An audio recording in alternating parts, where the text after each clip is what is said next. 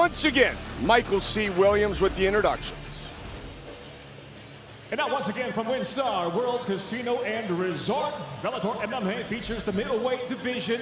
Set now for 3 500 pounds, introducing the blue corner at 5'11", weighing in 185.9 pounds. His professional record, 9-7. He fights out of Hot Springs, Arkansas, Chauncey, the Machine Foxworth.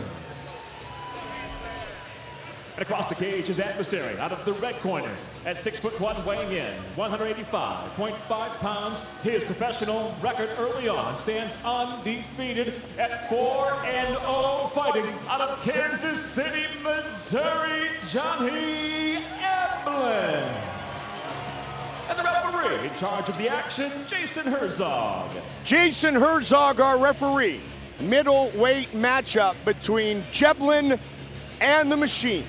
Eblen. Johnny Eblen. And we're going with Eblen. First round, buddy, you ready? Buddy, you ready? Fight! Here we go. Tonight's Fight Clock brought to you by Miller Lite. Great taste and only 96 calories. Johnny Eblen is in the red gloves. Chauncey Foxworth in the blue gloves. Johnny Eblen's a very aggressive fighter. He was aggressive as a wrestler at Missouri, and that is just carried over into his MMA. All of his amateur and his pro fights, he is a guy that he likes to get after, he likes to get in your face, and he likes to create a pressure that breaks you. And he would like to be, John, as you pointed out, the next great mixed martial artist who wrestled at Missouri. One of them is a 3-time champion in the Bellator cage. His name is Iron Michael Chandler. Absolutely. Beautiful body lock takedown by Eblen there. You look at what Johnny Eblen is able to accomplish due to his ability to base and control, but he has turned into a guy that his stand-up has gotten very good. And you talk about all the guys at Mizzou, you got Ben Askren, Tyrone Woodley, and Michael Chandler. That's a nice compliment, and if you can even come close to what those guys have accomplished, you're going to have a heck of a career. Are they going to replace those Randy Couture's, Johnny Hendricks, and Daniel Cormier's from Oklahoma State? Or is Mizzou the next generation? I'll tell you what, Mizzou's got something going, man. Nice elbow inside by Johnny Eblen. Of course, Ed Ruth and Phil Davis probably wanted to say something about that. Heavy kick from Chauncey Foxworth, fighting out of Hot Springs, Arkansas. Mike Brown, Dean Thomas, James Krause, listed as the coaches, trainers for Johnny Eblen. Trains down in South Florida at American Top Team and at home in Kansas City, and he just rocked Foxworth. Foxworth doing a good job of keeping himself under composure. He got rocked. Getting himself back to that over-under. Gives all the cobwebs out from a shot that hurt him. Eblen, on your scouting report, partner. Very aggressive, big right hand, and we've seen both of those so far. Yeah, and the one thing I'm seeing, he's starting to really utilize those elbows. When he gets in that clinch, he's willing to separate, to throw that elbow. That's starting to show an evolution in his fighting ability and his technique, because most times a wrestler gets a hold of you, gets his hands on you, he doesn't want to let that go. And Johnny Eblen is now starting to get to a point he's letting it go so he can land that strike and do damage to his opponent. Good pace to the start of this fight.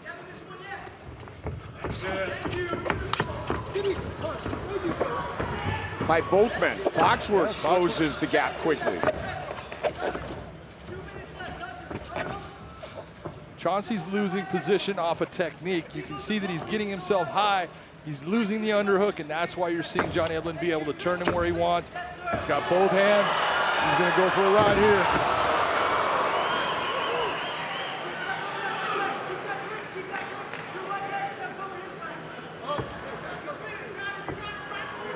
Chauncey needs to be very careful. He doesn't allow Eblen to take his leg and stick it over the top and end up getting his back while he's working to hold on to that Kimura grip.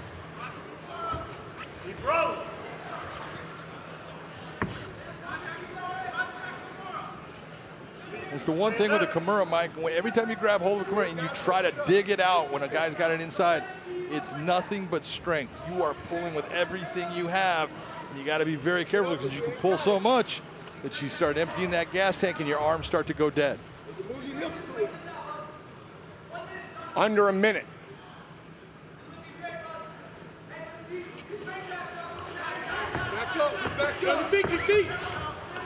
Nice job by Chauncey to try to work himself back to his feet. He's not there yet. He's almost. Johnny Eblen brings that leg right back on top. Right now, Chauncey needs to keep Eblen's head down. Okay, he's going to pull him away from the fence. Don't let him get your back off of the fence. That fence is your friend. Now it's not. Nice mount position by Johnny Eblen. Can he get a finish here with 20 seconds on the clock? Bucked off nicely by the machine, Chauncey Foxworth. Good use of the cage, taking and wall walking to get himself over.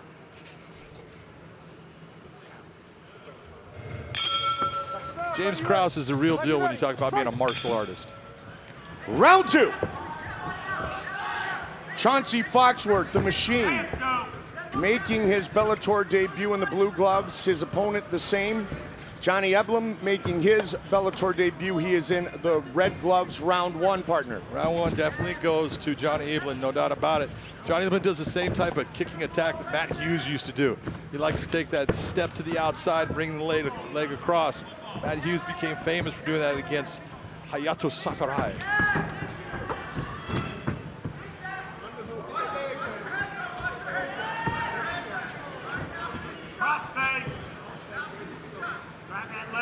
Johnny's got that leg up. Good grip with his wrist over. Now he just decides if he wants to take and go to the body or if he wants to try to take and bring that leg in between his legs. Good job by Chauncey to move himself out. Little step off.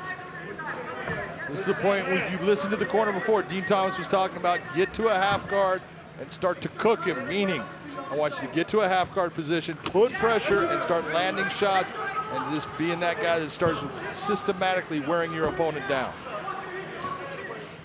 Come on. That's it. Good. Good. Let's do that again. Guard high. That guard high. Close guard now. Chauncey, so far in this fight, is every time he's got himself with his head against the cage, he's done a good job of getting it, moving himself up and getting his back up on that cage to help him get up. We'll see if he can do it again here.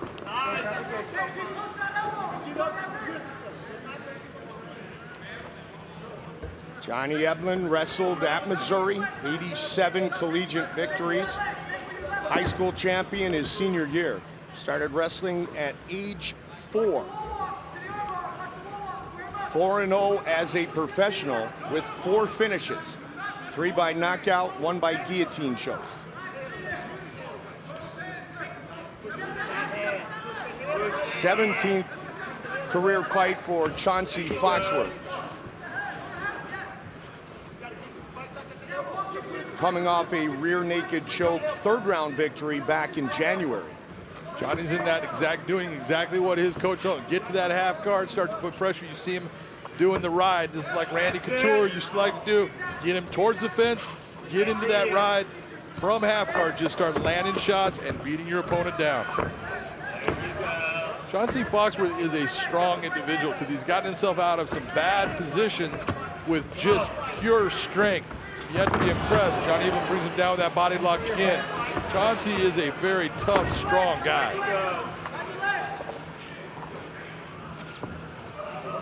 Eblen, his nickname, really keeping the pressure on Chauncey Foxworth here in round number 2 with under 2 on the clock.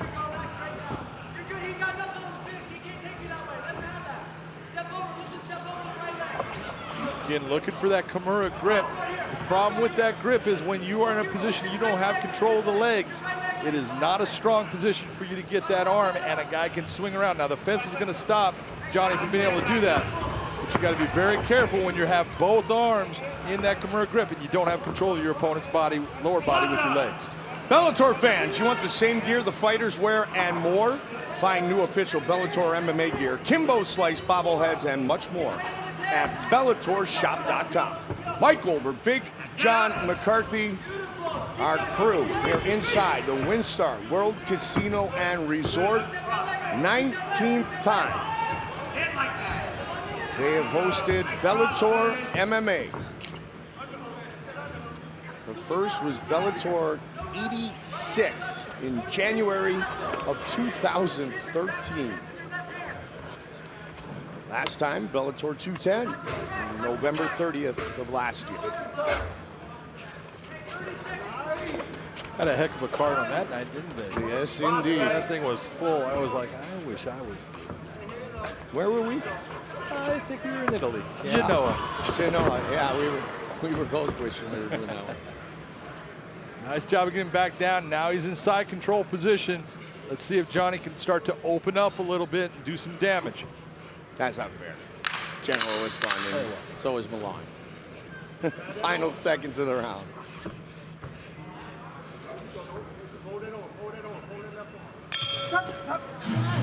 Third and final round. Chauncey Foxworth, he's going to have to do something special in this round if he wants to win this fight. Down 2 love. Red gloves, 4-0, Johnny Eblen. Fighting out of Kansas City, trains an American top team under Mike Brown, Dean Thomas in the crew. Trains at home in Kansas City. Glory MMA with James Krause. Chauncey Foxworth. Trains out of Hot Springs, Arkansas, Off the Chain MMA. Timing is everything. Just did that just a little bit off. Johnny gets down into his legs. Gonna get him down to the ground here. You'll see him pull those legs out towards his hips.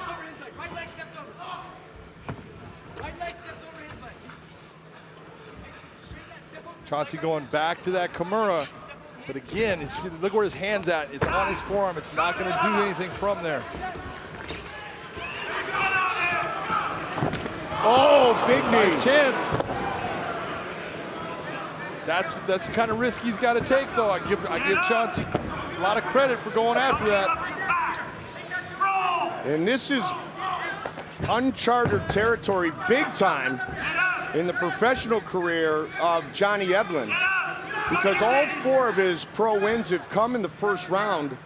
His, I will say, 2 longest fights were both 2 minutes and 21 seconds. So he's got a 101, a 137, and 2 finishes at 221. He did go the distance a couple of times as an amateur, but this is the first time he's gone this deep in a fight as a professional, John. No, this is good for him, and he needs this. But one thing you got to look at what he's got with his left arm. Right now, Johnny has the arm of Foxworth in a position where he's laced it in and he has no control of his left arm. Johnny can open up. If he takes that right hand that he has, he can open up with punches. You just let go of it.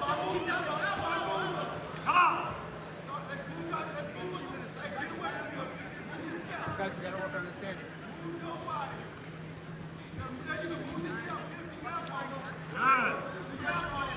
Jason Herzog coming in, tell him if you got to move, do something, or I'm going to stand you.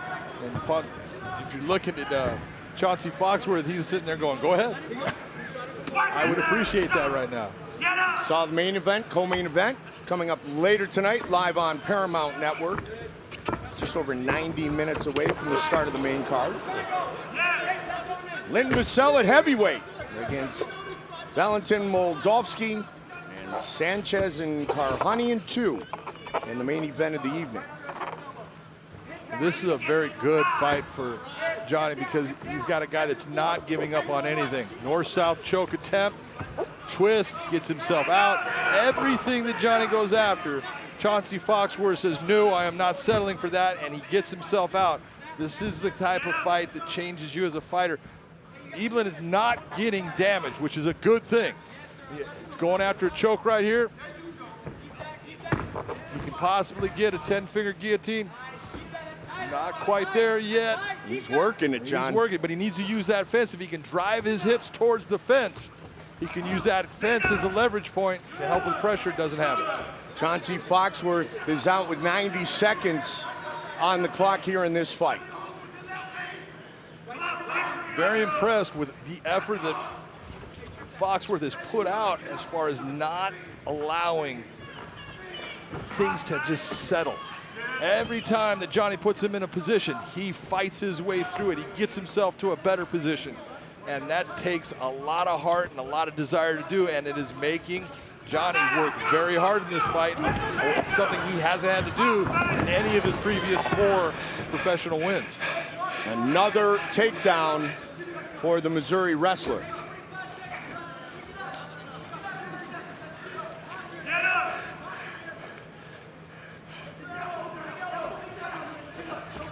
Chauncey again getting himself to position, trying to get himself back up. Eblen's now getting to the point he's starting to do a ride, just, you know, get myself a nice gable grip around his waist. He's not going to go anywhere. Got my leg laced through. I'm just trying to hold on because I know this fight is getting close to the end, and I am tired of trying to put this guy in a bad position because he keeps getting out.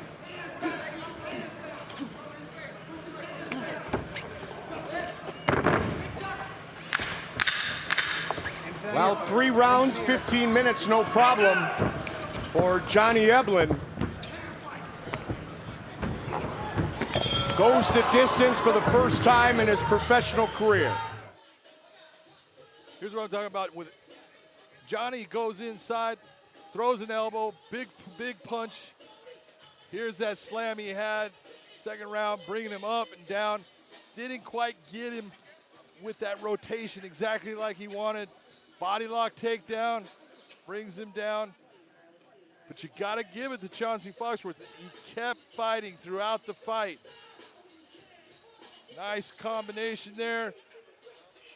Here's your flying knee attempt. You can see it hits, it just doesn't hit in the knee. Hits him with the thigh, that's why it doesn't put Johnny down. Eblen is a tough fighter, but I'll give all the credit in the world to Foxworth. That guy has heart, and he fought through everything. I'm very impressed by him.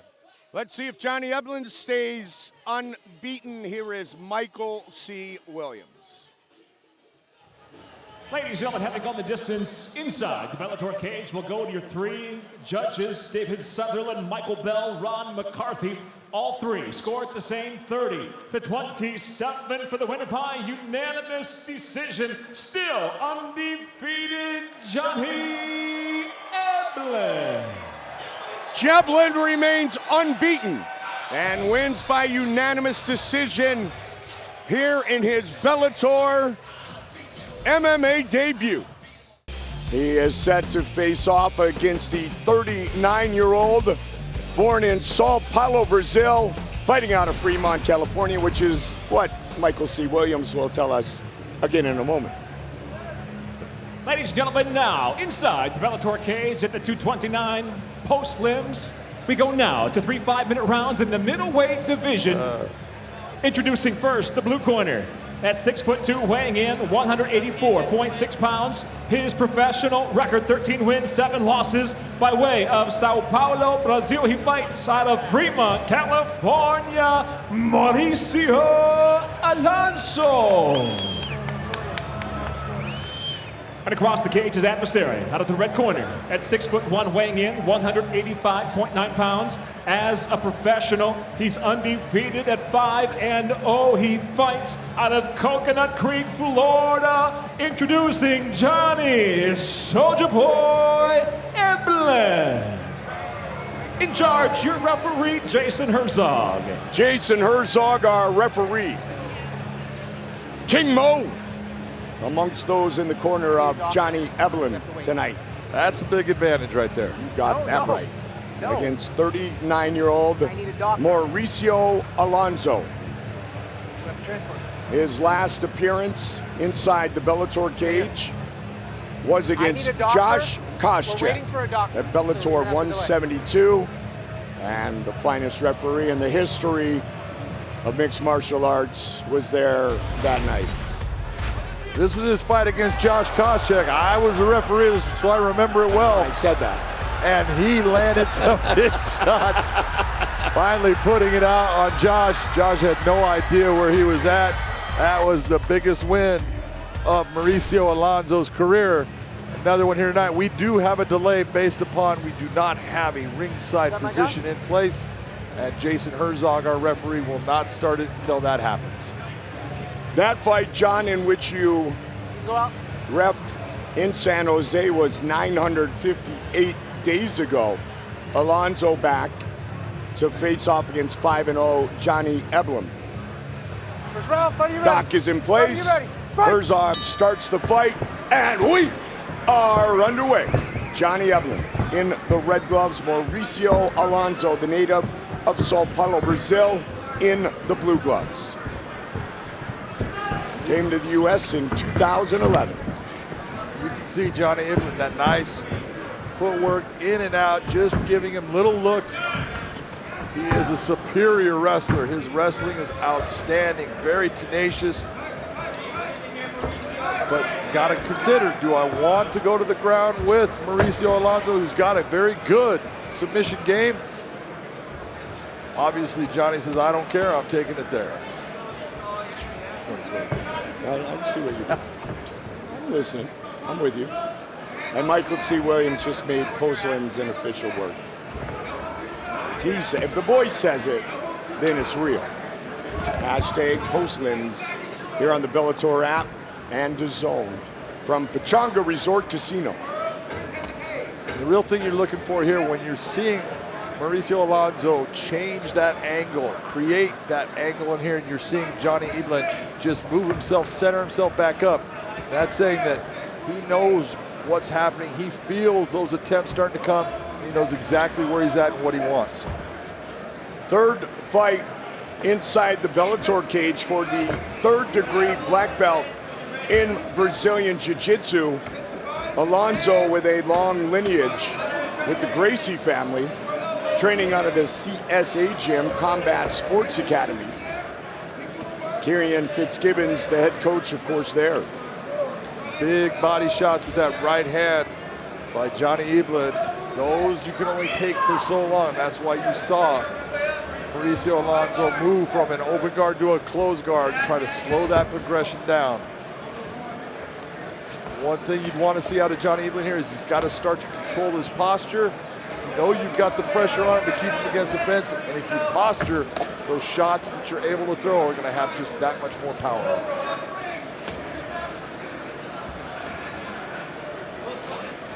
He's 27 years old, born in Kansas City, a member of American Top Team, Mike Brown, Dean Thomas, Steve Mocco, King Mo, all amongst those who coach Johnny Eblen.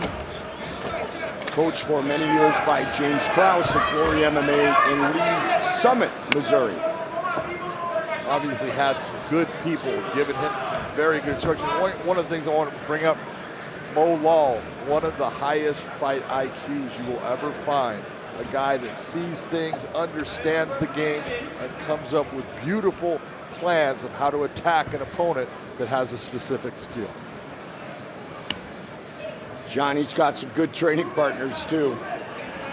Jorge Masvidal, Rafael Cavallo, amongst those who work out at American Top Team, and this is a good start for 5-0. Soldier Boy Johnny Eblen. Johnny Eblen, he's just a buzzsaw right now on top of Alonso. Alonso's trying to break that posture, trying to slow down the progression of what Johnny Eblen's able to do, but these are some shots that are getting through. It can only take so much. All four of his finishes, John, have come in the first round.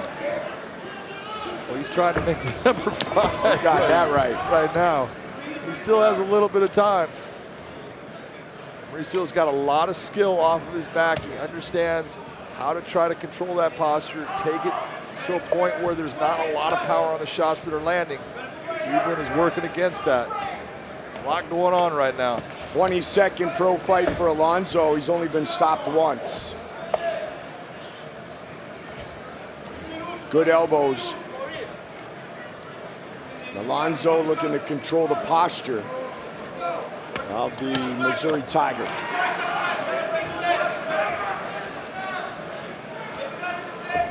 I talked about Johnny Eblen having that mean streak, being aggressive, and he is, and you can see it in the way he's fighting.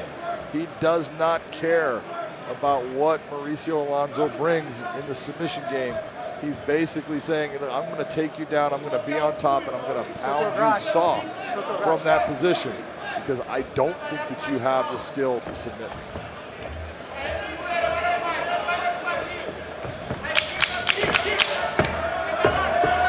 Big hammer fist. Back on the fence.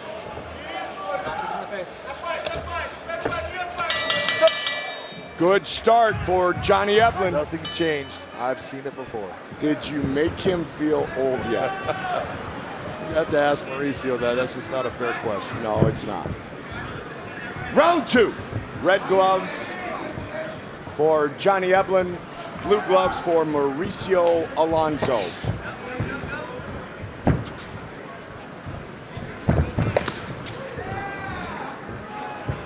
Mauricio Alonso doing a nice job of moving away from that right hand and the power that it has.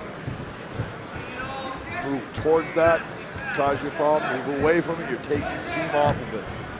Smart. Back in 2007, Alonso moved from Sao Paulo to Curitiba to train with Anderson Silva. He was there for 4 years. He said it was a very tough time in his life. He didn't have any money. He basically lived at the gym, but to have the ability to train with a spider was worth the sacrifice in which he made.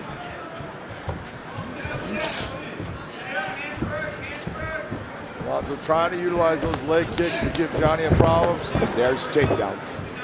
Well timed on that kick, John. And the real question here is, now that we're in the center of the cage, without the fence to cause any difference as far as I can choose the side I want to go to, I can swing into things. Let's see if Alonso's able to open up and try to attack Eblen with a submission here.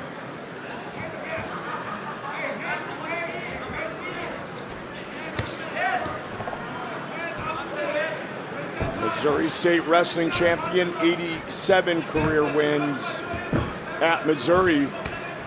Johnny started wrestling at age 4.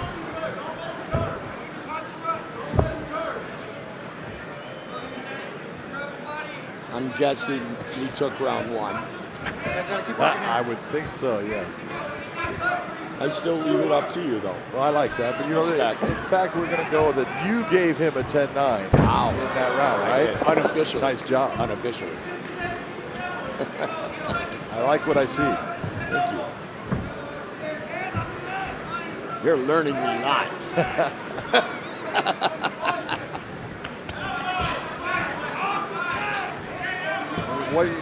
One of the things that we talk about is you've got to open up that guard if you're going to go for attack. Right now, Alonso opens it up, goes right back to the close, and when you're in that close guard, there is no submission attempts for you. You've got to open the guard to create the angles and the attacks needed.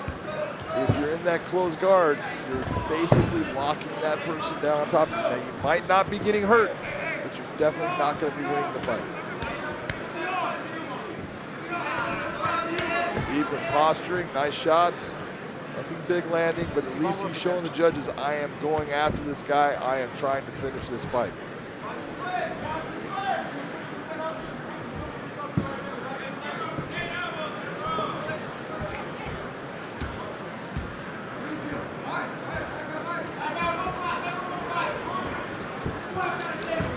See Alonso trying to bring his arm across, trying to create an angle.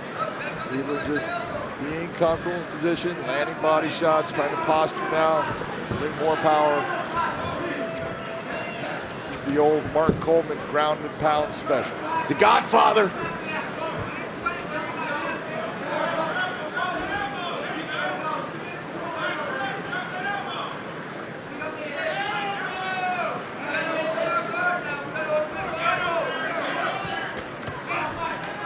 Working within the guard.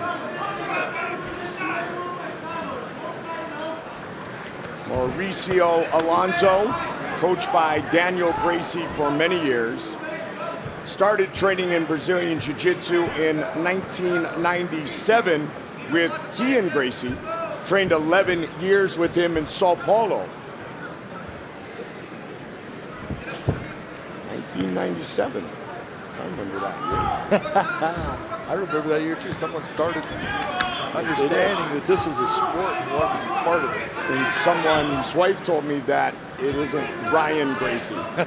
look at how you've learned. Right? R is H in Portuguese. Good ground and pound. Hammer fist. 10 seconds. Engage, let him up.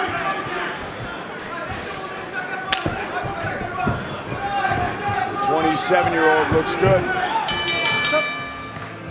Fight around, fight you ready. Fight you ready. Fight. Red gloves for the Missouri Tiger. Sao Paulo's Alonso in the blue gloves. Good shot to the body, nice change of levels.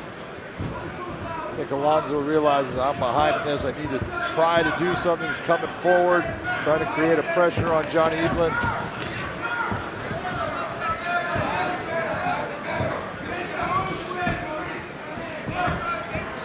Darren Uenoyama, grappling coach at CSA.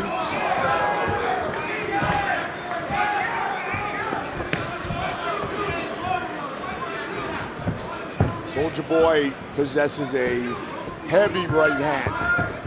Let's see if he looks to unleash it here. There it is, right on cue. Didn't connect that time.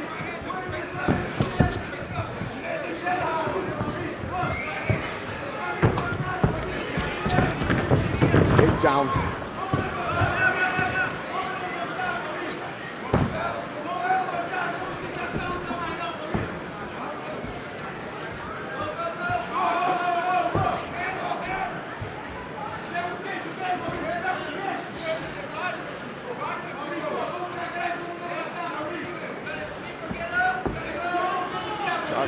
Just controlling the position. He's shown through the first 2 rounds that this is not, almost with a can opener trying to open the guard there, but this is not a position he is feeling threatened in any way.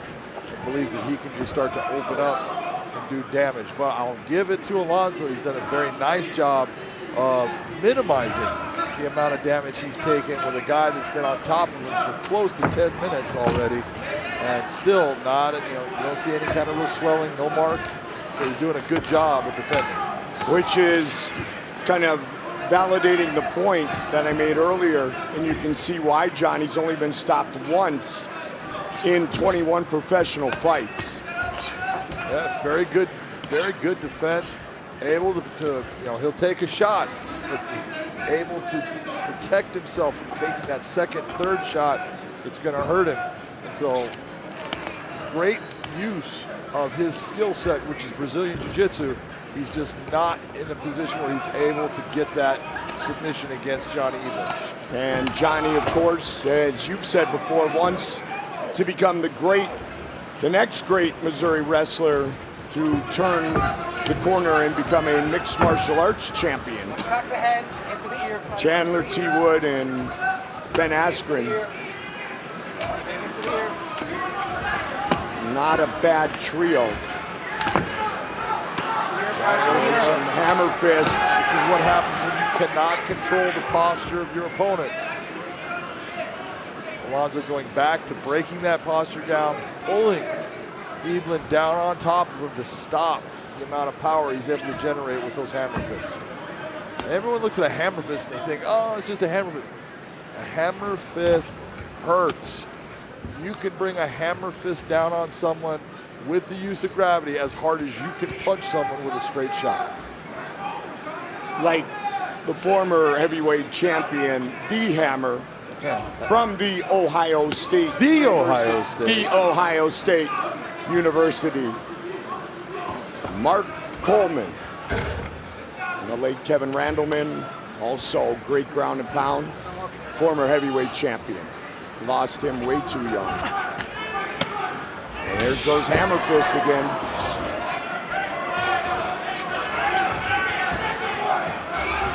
And when you utilize hammer fists, you get the nickname the Hammer or the nickname the Smashing Machine.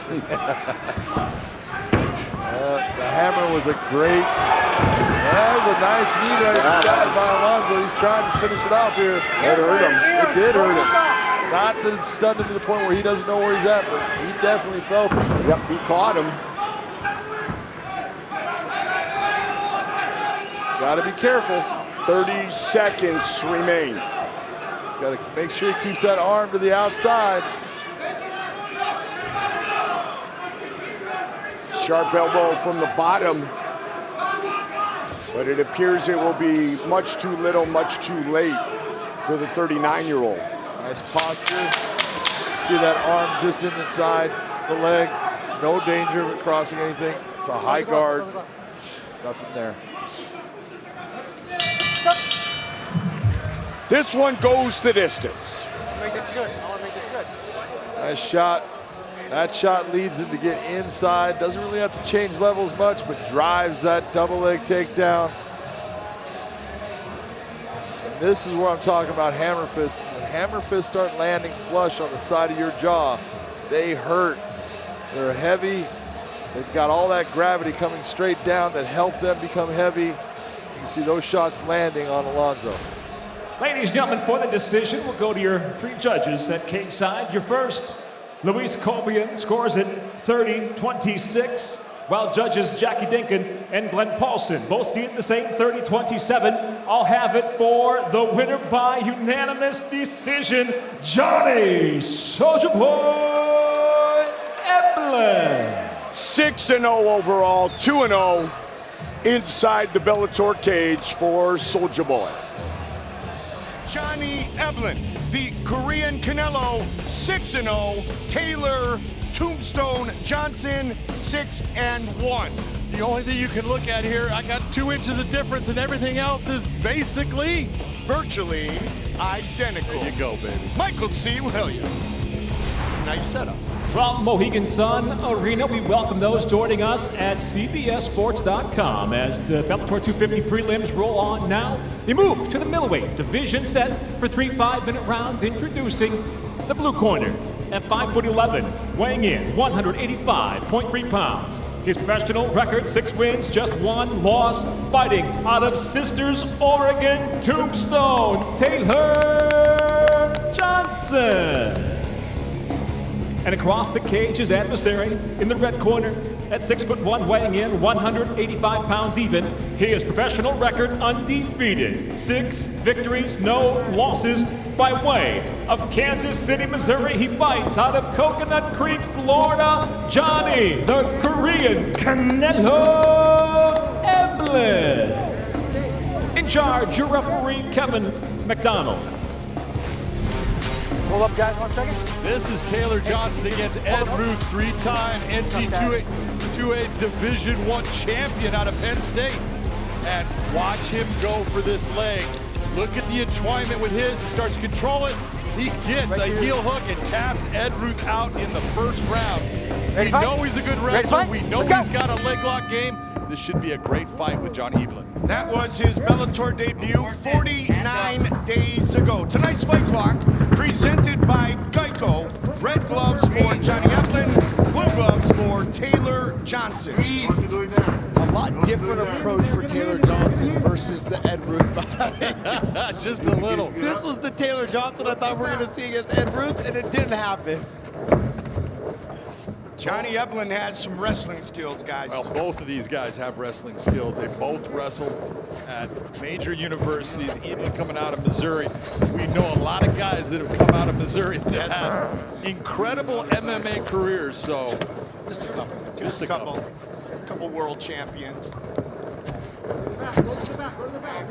Longest fight of Tombstone Taylor's professional career, 6 minutes and 34 seconds. That just happened to be his professional debut, in which he won. Very nice pressure here. He's doing a lot of good work. He's trying to reach. He wants to reach for that arm that you see Taylor Johnson posting. You can buy it, you can. See how he's reaching with both hands. He's looking for it. There you go, there you That's go. going to bring Taylor Johnson down. Able to get back to his feet. Nice job of controlling the leg by Eblen. There you go, your stuff.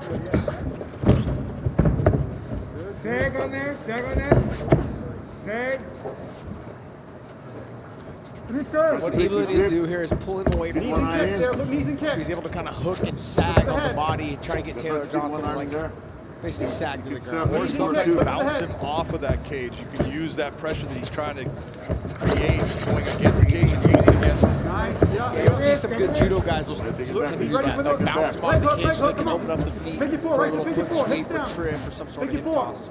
The Korean Canelo, Johnny Eblen, all Keep waiting his hands. four of his professional finishes Keep waiting his hands. have Right come in the hand. very first round. Good. Red gloves for Eblen, blue gloves for the knee to the body there. Johnson. Those of you guys that don't know what Yeah, hips down. Canelo means cinnamon. Yeah. But I think he's also going off of some boxer guy. Cinnamon Look to the head. Look to the head. Canelo would never be good. Halfway. That was a nickname update, by the way. Hey, there you Part of go. the American top team. Now you got something. Eblen met Steve Moko and all of a sudden made his move Hey. down to South Florida Head position. and is 6-0 as a professional. There you go. Now stay heavy on that elbow on your right side. Yeah. Eblen has done a great job of locking his hands, and Taylor Johnson's never been able to get those apart once he's decided to hold on. And that's what's allowed him to control Taylor Johnson this entire time up against the cage here. Nice. There you go. Now punch. Yep. Eblen also 3-0 as an amateur. So combined 9-0 in mixed martial arts. And Taylor Johnson had one amateur fight in which he won by a second round knockout. This is a very good matchup at 185. Both guys are showing that Keep working, their Johnny, keep grappling working. experience is way above what most guys have. They're both back and forth. You can see Eblen bringing him down. Taylor Johnson right away, just getting himself back to a position where he can get back to his feet or use the fence. Give a free hand. Eblen doing a good job. He's Good ride, hooking good ride, that Johnny, leg, good ride. sagging on it. So every time Johnson has to get up, he's got to carry his body weight to get back to his feet. Get your elbow in and just face him. Left elbow in. It's physically exhausting, John, to have to keep getting up and keep getting up. But as much as I say it's exhausting for the person to get up from the bottom, it's even more exhausting for the person to have to keep returning them to the mat. Yeah, because you're actually lifting up a 200-pound man. There you go. Hey. Hands up. Following our main event, CBS Sports Network bang. switches over to the gridiron for some Mountain West action. Colorado there you State go. Hands up. battles Fresno State. Catch it all on CBS Sports Network, the 24-hour home of CBS Sports. There you go. 1, 3, 2, 1, 3 high. Set it up.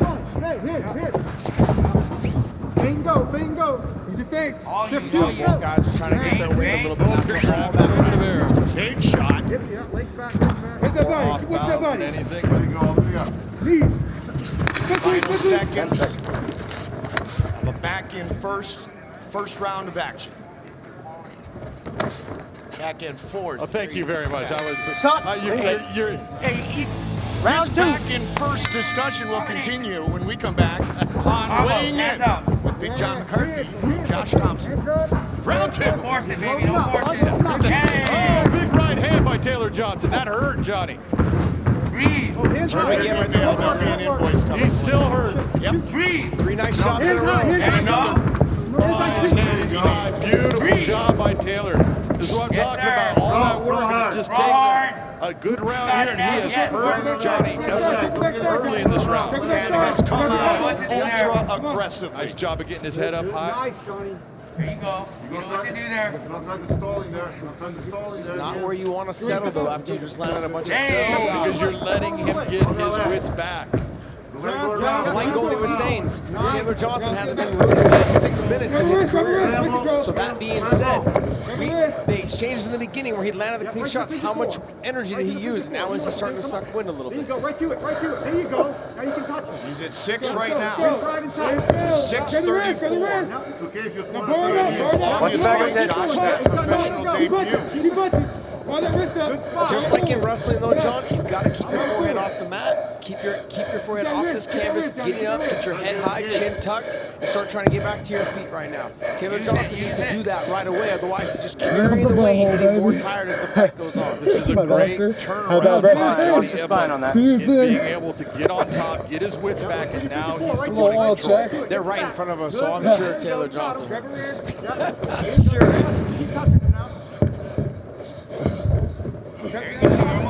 Much to your point, big, heavy breaths being taken by Tombstone and Taylor Johnson. Longest fight officially now of his professional career. Head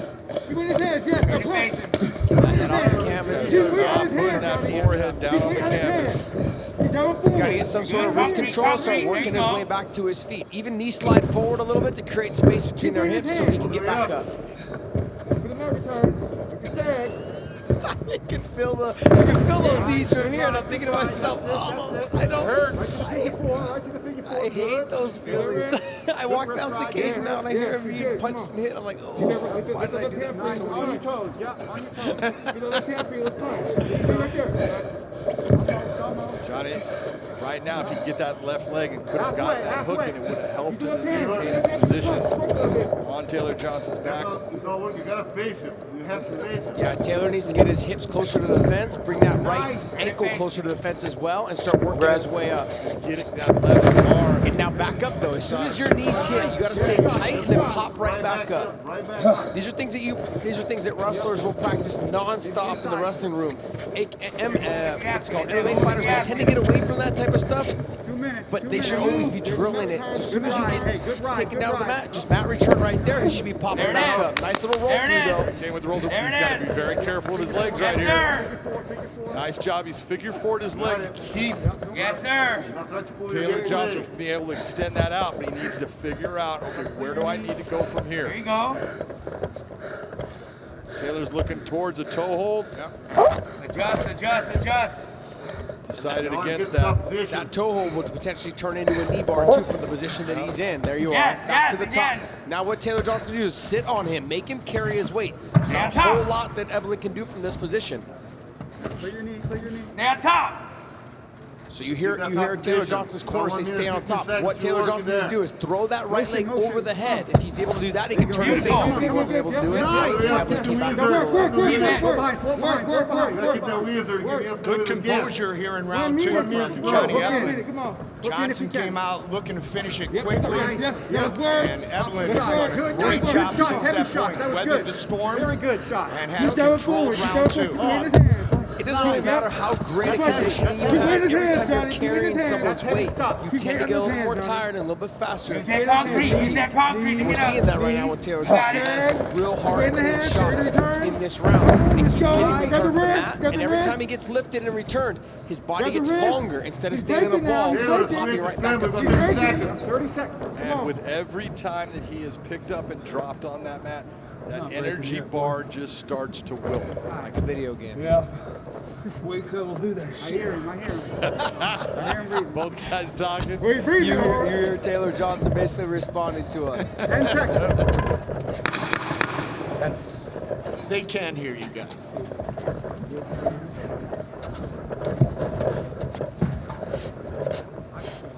Stop.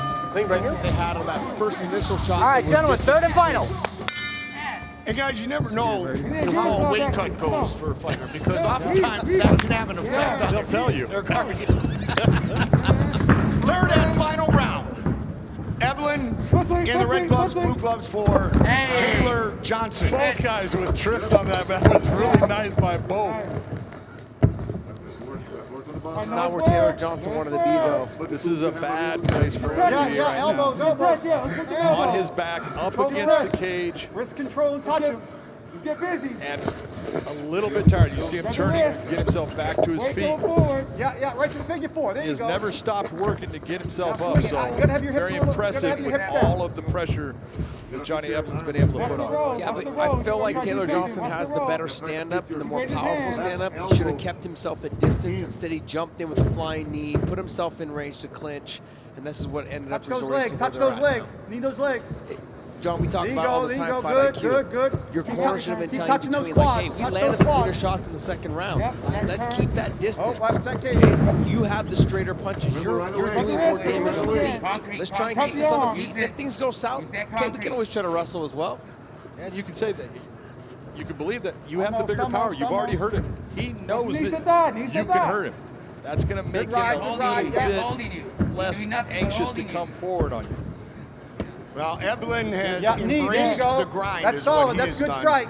Oh, nice, Just good trying power, to break good down power. his opponent Good power. systematically. Hold you, Taylor. And he said in Get his out of there. unanimous decision when Keep touching those back legs. at Bellator 229, Oh, good shot, good when he shot. assessed it, he said his pace and his grit showed him that fight. Wrist control. And to the that's what right. we're seeing Wrist again ride. here Wrist with ride. 3 minutes on the Use clock legs. in round Good, 3. good, good. There you go. He's Hit it got back, that hit it nice back. left You gotta hook. get it That's back. going to keep him Yeah, use your on. free hand. Taylor Johnson's back. Use your left hand. Eblen's Use gone your back to right. his roots. Yep. He Use the is, right hand, you know, use the right hand you and follow the watch wrist. the Follow the progression wrist. of Follow the his wrist. MMA career. He's really gotten into being a stand-up guy, liking the stand-up, liking to be a guy that Good ride, good is ride. Be ready to- controlling, yeah, look you know, for the where wrist. that fight happens in the Good, cage. good. He's gone right back against Taylor Johnson Very to his good, roots, Johnny. and his wrestling is shining. here Nice, tonight. Johnny. But we saw why early in the Tie second it round. up, That's tie it up. exactly Yep, why tie he it went up. back to his Yes, roots because he cut knew the that wrist. Taylor Johnson's dangerous Follow on that the wrist feet up. and everywhere. You don't know what's going to come. When you're fighting someone where you don't know Yeah, where the punches halfway. and kicks are coming from, because they come from Good all ride, different good angles, ride. it's sometimes Get better that just to move, play get it that safe. move. Let me just take you down, hold you here. Good, take you good, a little good. Nice roll through by Taylor Johnson, going for the leg, but he gets stuck in that Good. position. Look for your elbows, look for your Taylor elbows. Here you go. Johnson Now you got a shot. started his grappling Yes, training. come on. Dean Lister. Limp arm, limp arm. Bunch of Hands leg up the mat, blockers, hands up as the he mat, told hands us up the mat. before, Big John. Hands up the mat. Watch your legs if you're in there with Tombstone. Let's Get limp, into a limp arm. leg Hands lock on the competition. Hands on the chest. Having Dean Lister on your side is probably Get that left hand going to free. help you. 2 minutes, 2 minutes. Ace in the There you go. hole. Right in there. There you go. Kick back, go to half. Kick back, go to half. Under 2 Kick back. minutes. Can you get what you want? I know what you Kick want. pass. Go. Kick back, go to half. Hit it, hit it. You can go all the way back to Kick look, back. John Danaher and all the guys that he's training now. Neiman Kick Gracie, back, go to half. Kick back. just a beautiful example. Neiman Gracie Yep, with the bump. tapping Keep out with the John bump. With the Fitch pass, Johnny. in his retirement fight with a leg lock. All of that started based upon Dean Lister when John Danaher is working out with him, and basically Dean Lister said, why would you forget 50% of the body? 120, 120. Excellent point. And those are nasty. Kick back. Kick that left leg back. You can go to half. Kick back. American top team, South Florida against American top team, the elbows, the too. affiliate in Portland. Just keep working. Just Eblen keep taking and away. Johnson. Yeah, get your 1 head free. Use minute your hands. on the clock, third and final Go to half. round. Kick back, go to half. I just want to see a little more sense of urgency out of Taylor Johnson. Yeah, he's got to do something in this position. It's either, get going on, getting yourself back to your feet, or the submission, but you can't stay on your back. 45. Watch your knee bars and everything. He's going to get desperate now. He's going to get desperate. See, during all these exchanges, on every time he gets back, there's no hand fighting, there's no wrist control. He's not trying to break the Never grip. gotten his hands inside. Yeah. He's never been able to get that left arm over. Nice roll through. Again. Nice reshot though. Yeah, by yeah. Yes, Absolutely, sir. but again, that leg is in Finish trouble. it. He needs to be careful. 20 seconds. 20 seconds is a lot of time. There you go. There it is. Trying to Break it. stretch it out. 15. Beautiful. Unable to stretch it out right at this time, Yeah, but if foot he fight, does, foot fight, heel foot hook fight. Hold there, on to John. that. That's what he's got. he still doesn't have it. Finish it. Break it. Extend his leg, go. Oh, it's Hips, tight. hips. Hips, hips, hips, hips. Now it's getting extended. Hips. Final seconds. He survived. Ladies and gentlemen, for the decision, we'll go to your 3 judges. At cage side, your first, Jared Villel, scores it 29-28, while judges Doug Crosby, David Jarelli, both see it the same 30-27. I'll have it for the winner by unanimous decision, Johnny the Korean Canelo Eblen. Here is Michael C. Williams. For those that may have just joined us live in the UK, we thank you for tuning in on BBC iPlayer as Inside the Bellator Cage will go now to the middleweight division. Scheduled for 3 5-minute rounds, introducing the blue corner at 6'3", weighing in 185 1/2 pounds. His professional record 18 wins, 6 losses, fighting out of Phoenix, Arizona, Daniel Demigod Madrid. Yeah. And across the cage, his adversary fighting out of the red corner. At 6'1", weighing in 185 pounds even, he's undefeated as a professional. 7 victories, no defeats. Fighting out of Coconut Creek, Florida, by way of Kansas City, Missouri, Johnny Diamond Hands Head moving, feet Eblen. moving. Bend your legs. And the referee in charge, Todd Anderson. Todd Anderson will oversee this middleweight matchup between Johnny Eblen and Daniel Madrid. Gegard Mousasi atop the middleweight mountain here. Ready? In Fight! Bellator MMA bell, and the first round underway. Eblen in the red gloves, Madrid in the blue. And immediately Eblen with the calf kick on the lead leg of Madrid. That was checked by Eblen.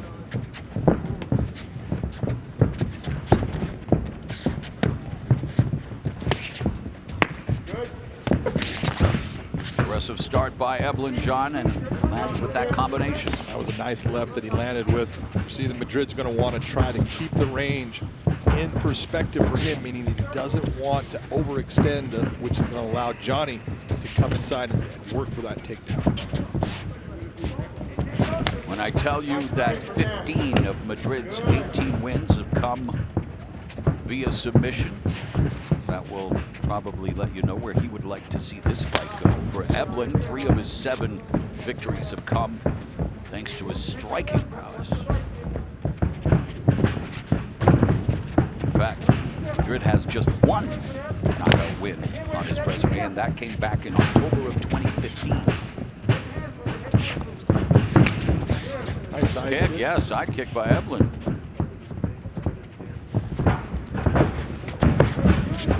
Madrid utilizing a lot of feints inside. Johnny just nice and steady, relaxed, and trying to just figure things out, see his opening. Body kick by Eblen. And that kick forcing Madrid to go orthodox. As Eblen comes in with a combination.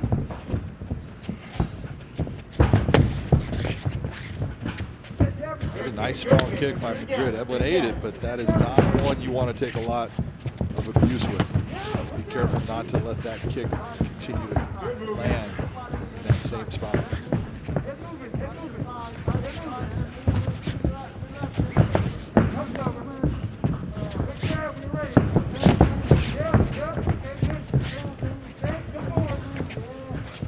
Really a little bit of a different game plan that you're seeing out of Johnny Eblen when he hasn't even taken the shot. He's been relaxed in the stand-up. Even when he's gone and closed the distance, everything has been about just landing his shots, not about getting to that clinch position and looking to take them. Eblen telling us that he knows that Madrid's biggest strength is his BJJ. He feels his biggest weakness is his power. Takedown defense, and he could not take the power of Eblen there as Madrid goes down, and Madrid's in trouble. Madrid is finished. Johnny Eblen improving to 8-0 in Bellator with his 4th knockout. Take a look at this nice switch step. Throws the right, but that's the left hand that touches that chin. Knockout. That's what puts Daniel Madrid down. A nice clean shot by Eblen. Comes after him, heavy ground and pound. Just tries to swing heavy shots, hammer fist down, and one touches that chin. And you see Daniel Madrid go out from that hammer fist shot. Again, watch the switch step. The right hand comes and gets blocked, but the left hand comes through and touches that side of the jaw. That's what puts Daniel Madrid in the position where he is trying to defend. The hammer fist seal the deal. And Eblen picks up his first finish under the Bellator MMA banner. He's 4-0 in Bellator. That his first knockout win under the USA, bright baby. lights. Ladies and gentlemen, inside the Bellator cage, it comes to an end. 2 minutes, 44 seconds. Round number 1 by knockout. The winner, Johnny Diamond Hands Eblen. Johnny Eblen, hello. you doing, brother? That was just remarkable as far as you never even looked for a takedown attempt in this fight the entire time. Everything was about you being on your feet and landing your hands. Talk to me about your training and what you were thinking about tonight. Man, I just really wanted to show the world that I can strike. I know my last 2 fights, I've utilized a lot of my wrestling, but now I've been training a lot with George Masvidal, a lot with Yaroslav Amosov, and man, just training with the best in the world all the time. Just been honing my skills and getting better every fucking day. Talk to me about that little switch step when you threw the right. The right got blocked, but it was the left hook that came through and it landed square on the right on the tip of the chin. Secret sauce. That's all I'm gonna say. It's a secret sauce, baby. Secret sauce. Yeah. When he went down, did you know, oh, I've got him at this point? The hammer fist came and he definitely went unconscious. I hit him and I saw his eyes kind of roll back, but he started regaining consciousness. I'm like, dude, I got to get on this guy. I got to hit him with a couple good shots. And after a few hammer fists, I started to let lights go out, and I'm like, I'm gonna keep going until this ref pulls off me. I'll kill this guy. I don't care. Well, that was a beautiful performance. That was your first knockout here in the Bellator cage. Congratulations on a fantastic win. Who do you want next? Whoever Bellator wants to give me, man. I'm a working man. I like to work. So whoever Bellator wants to give me, I'll show up, and I'll hopefully do the same thing. Sounds good to me. That, again, congratulations on a beautiful knockout win. Ladies and gentlemen, Johnny Diamond Hands Eblen. Night that ends with a flyweight world title on the line begins as always with Michael C. Williams. Ladies and gentlemen, good evening and welcome to Bellator MMA from Mohegan Sun Arena, live on Showtime. We kick it off here at Bellator 262 with 3 5-minute rounds in the middleweight division. Introducing the blue corner. At 6 foot, weighing in 186 pounds, making his Bellator debut, he brings 10 professional victories, 4 losses. By way of Upper Sandusky, he fights out of Columbus, Ohio, Travis Bam Bam Davis. And across the cage, his adversary fighting out of the red corner at 6'1", weighing in 186 pounds. As a professional, he's undefeated, 8 wins, no defeats. By way of Kansas City, Missouri, he fights out of Coconut Creek, Florida, Johnny Diamond Hands Eblen. And the referee in charge, Kevin McDonald. Something to ponder. All of these young, huge prospect, undefeated fighters that finally stumbled. Always seem to do it, John, against a veteran who you weren't expecting. Ready to fight? With great jiu-jitsu. Ready to fight? Let's go. We're going to see right now, Johnny Eblen is coming out. He feels confident in this fight. And Travis has got very good stand-up, and he's got a good ground game. You heard Coconut Creek, which means American top team, and the run they are on to Bellator is absurd. They continue to the prelims tonight. Syed Soma and Cody Long.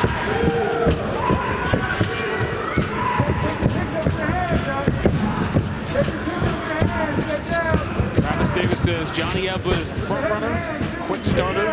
He said he goes berserker when he gets you on the ground, which is not a bad description for what Johnny Eblen does. No, that's a pretty accurate description. The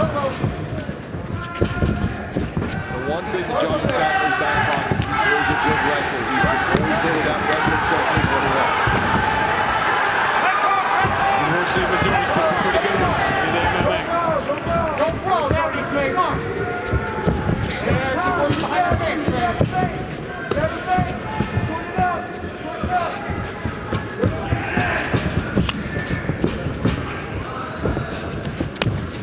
You talked about Travis Davis, the fights that he's lost, even the fights he's won. He is a risk taker. So he's, again, high risk, high reward. He is a risk taker. When we talk about risk, he will go after a submission when he doesn't have that exact position that we would want you to be in to go for that type of submission. But he'll go for it. That's one of the things I really enjoy watching with him. He tries to finish fights, be it in the stand-up or on the ground. He just took a big shot. You see that little stump over his foot? Got buzzed by it. Eyes are wide open now. See him trying to parry that left hand of Johnny. Parry it down so he can bring the right hand over the top. His American top team thing is it's building on each other. The success is building. And the guys that you are training with and the coaches and confidence just grows. Each guy helps the other guy. Well, success is contagious when you're around guys. You know, look at the guys that Johnny Eblen is training with. Every one of them undefeated right now in their career. You know, he is every day going in the gym and getting better and better. So one thing that I love, what I see out of him, is he wants to learn new things all the time. That's what makes him a very dangerous fighter. First attempt at the level change. No one that wrestles with Steve Marco ever comes out of it without lacking confidence in their wrestling against anybody else.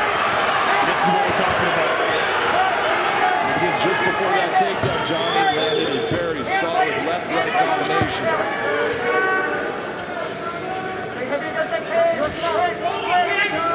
King Ball, a very familiar face, mask or not, to Bellator fans.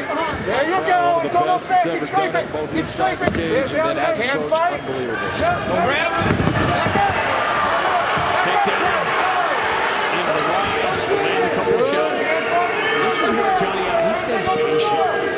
One of the things that Johnny doesn't worry about is he'll tell you, I like when guys try to stand up. In fact, I let him stand up so they feel like they're getting somewhere, and then I just take them back down again just to take all that will away from them. We had a really interesting conversation with Johnny Eblen the other day, and to call him a student of the game is an understatement. But he has literally chosen the top people in every fight. He's mentioned names to us like Canelo, like Raymond Daniels, like in every possible field there is. Like he wants to be as good as Raymond Daniels as this. There's got to be a danger in spreading yourself a little too thin. Ambition's good. Oh, ambition is great. When you look and you say, I want to have the spinning techniques of Raymond Daniels. Well, that's a good person to say, I want to emulate what they do. It's a big shot. Well, it's got to be in the same because there's too many elements to the game. Followed by a takedown. This right, just look at the tenacious pace that Johnny is bringing right now. This is hard to deal with if you're Travis Davis. He's only been finished once in 14 professional fights. You can see why, because he's taking some big shots here.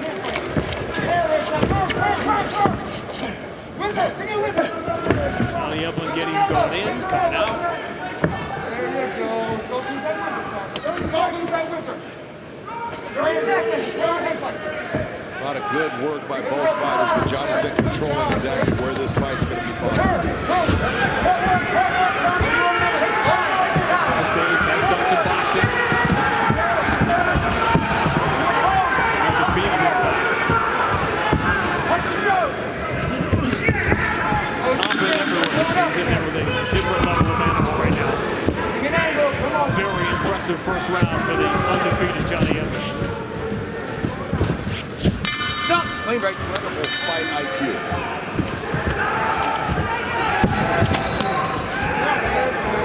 Nice low kick by Travis Davis. That left a little memory thought into the head of Johnny Eblen for the first time.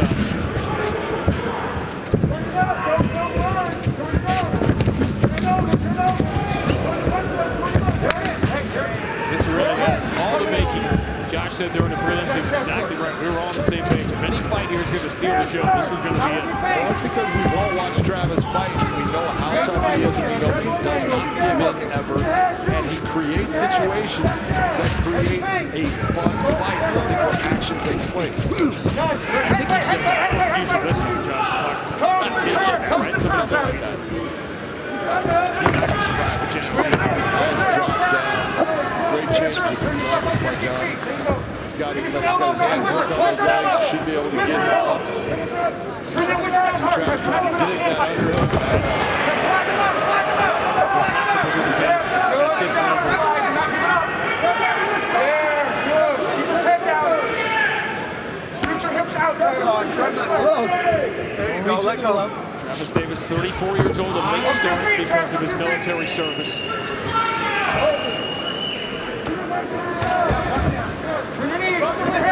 There you go. That's Johnny getting his head high right now. You get your head high on that position, now you can drive it down towards the canvas. Travis trying to use that fence as a balance point. Keeping that arm posted up. Look at where his right arm's at. That's what's going to get Johnny Brown to take that away. Don't grab it. Don't grab it. Johnny Eblen, not even a thought of surrendering the position. You gotta get to it. You're exactly right. It's what you talked about with us. Let him up, take him back down. And what you're seeing Travis trying to fight the hands, which is the right thing to do. You can't break the grip of Johnny, and if you can't break that grip, you're just going to go for a ride right back down. Johnny Eblen, like most great fighting careers, started as a younger brother with older brothers who beat the heck out of him. Why is it that story is always the same? It's right up there with the best camp of my life. And the weight's on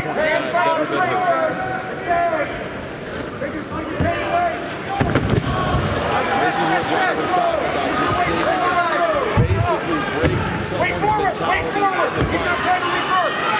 Letting him get up and then taking him right back down. Proving to him you cannot stop what I do. Give back pressure, Travis. Reach over the back pressure. Hips forward. Hips forward. There's some heavy shots Travis is taking. Get out of there, Travis. He keeps on looking to grab As soon as you separate.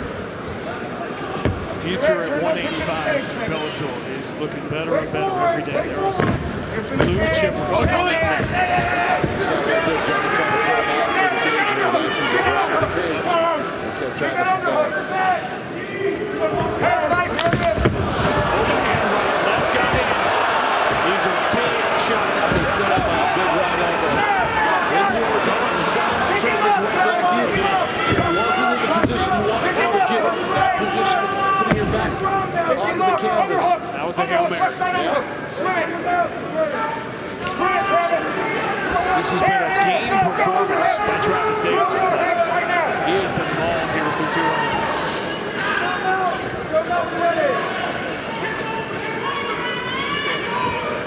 We always talk about the good news is you're on the big show, under the bright lights, on the main card. Bad news is that usually means you're facing somebody elite on the other side. You can see right now numbers. Davis has landed 13 of 34 compared to 61 of 92 with Johnny. So Travis Davis got a cut on his forehead. That is not Johnny's own that he's wearing. Lock him! Get him locking, Travis! Hey, attack his base! Attack his base, Travis! Rock him back and forth! Commit! Him out! Him out! You can see Travis Davis is in shape because he has put out a lot of energy and just can't stop what Johnny Eblen is doing. 20 seconds, Johnny! 20 seconds! Travis Davis is thrilled to be here at Mousasi this week in Bellator because he had to do that PFL elbows, Travis! Get some elbows! Tracking that plate for weeks and weeks. That's a couple of week bubble. That's not fair. Feet on hips and elbows to the top of the head! Neither is this for 10 minutes. Stop! Clean break, guys. Watch how effective Johnny picks him up, drops him down. Travis really had a problem breaking the grip of Johnny Eblen, which sometimes is not an easy thing to keep when you're wearing gloves. It's not the same as just having your hands. Johnny's got that beautiful gable grip. He just kept picking him up, bringing him down. That elbow set up a beautiful left hand right here that lands clean. And then a right hand just swings and misses, but the left hand comes back and touches him again. The 10-8 became a new toy. We talk about fighters with new toys. The 10-8 became a new toy, right, for judges. You're fucking wrestling. Got a little bit too far. You know you're fucking wrestling. Yeah, exactly. Travis Davis is talking.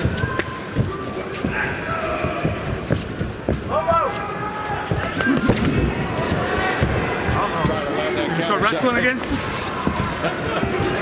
He's talking the whole time. Instead of talking, he needs to start throwing those hands just a little bit more.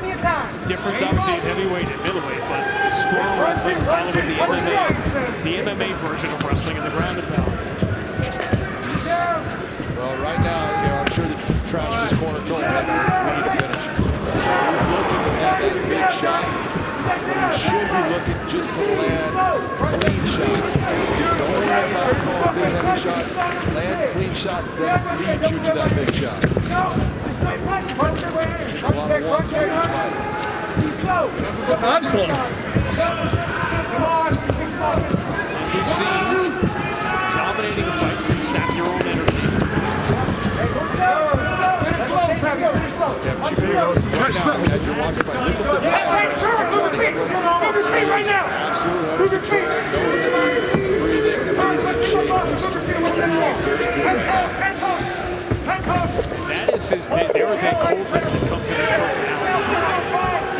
Efficiency. Just right there with that takedown. Watch the way that he just pulls the ankle out. Little effort, doesn't burn a lot of energy in getting the takedown. Travis looking for the Kimura grip. Told us he's trying to become more mechanistic in his lifestyle, more scientific. That's it, Travis. Again, Johnny going back to that gable grip that Travis has had so much trouble trying to break.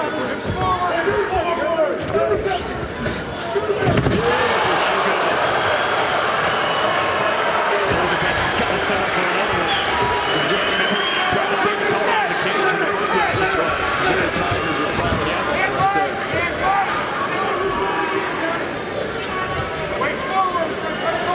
Again, you saw Johnny send out his hips coming in. Whenever you're going to see that suplex, watch for the fighter's hips to come hip to hip against his opponent.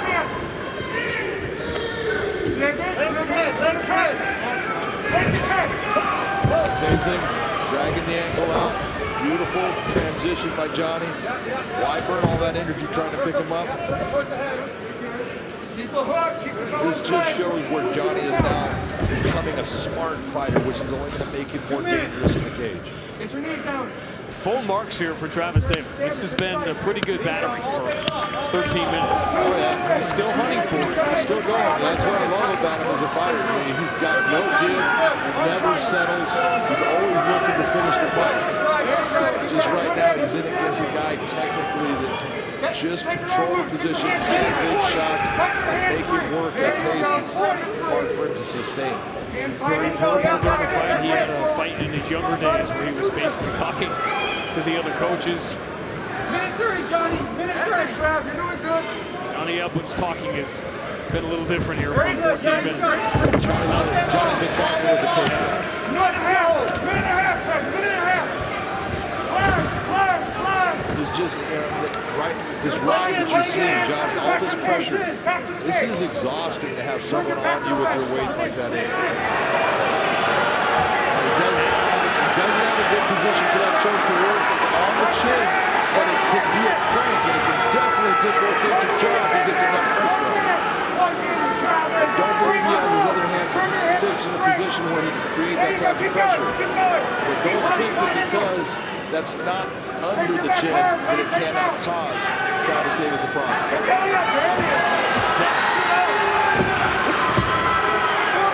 He's flattened out for a second. Getting a little high.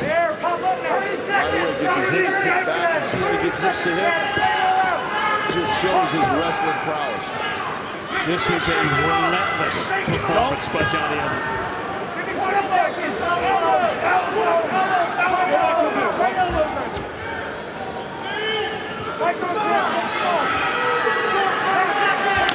You know he wants one more.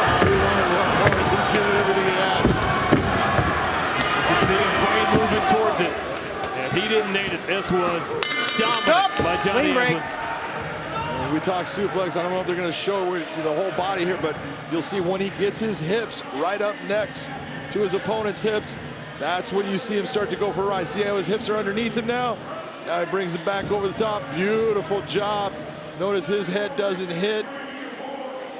Only Travis Davis. Travis did a good job of going with it, which helped him not get hurt by that suplex, but that was a beautiful toss. New mayor of Suplex City with some dominant numbers in this dominant performance.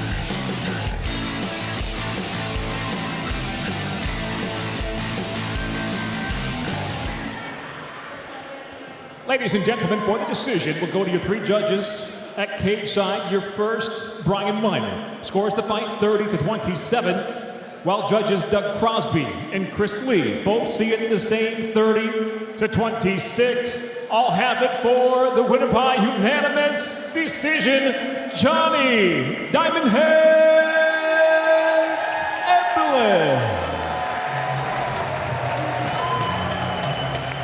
9-0 and getting better. better, it seems, every time out. Johnny Eblen keeps the roll going in Bellator for American Top Team, and he's with Big John McCarthy.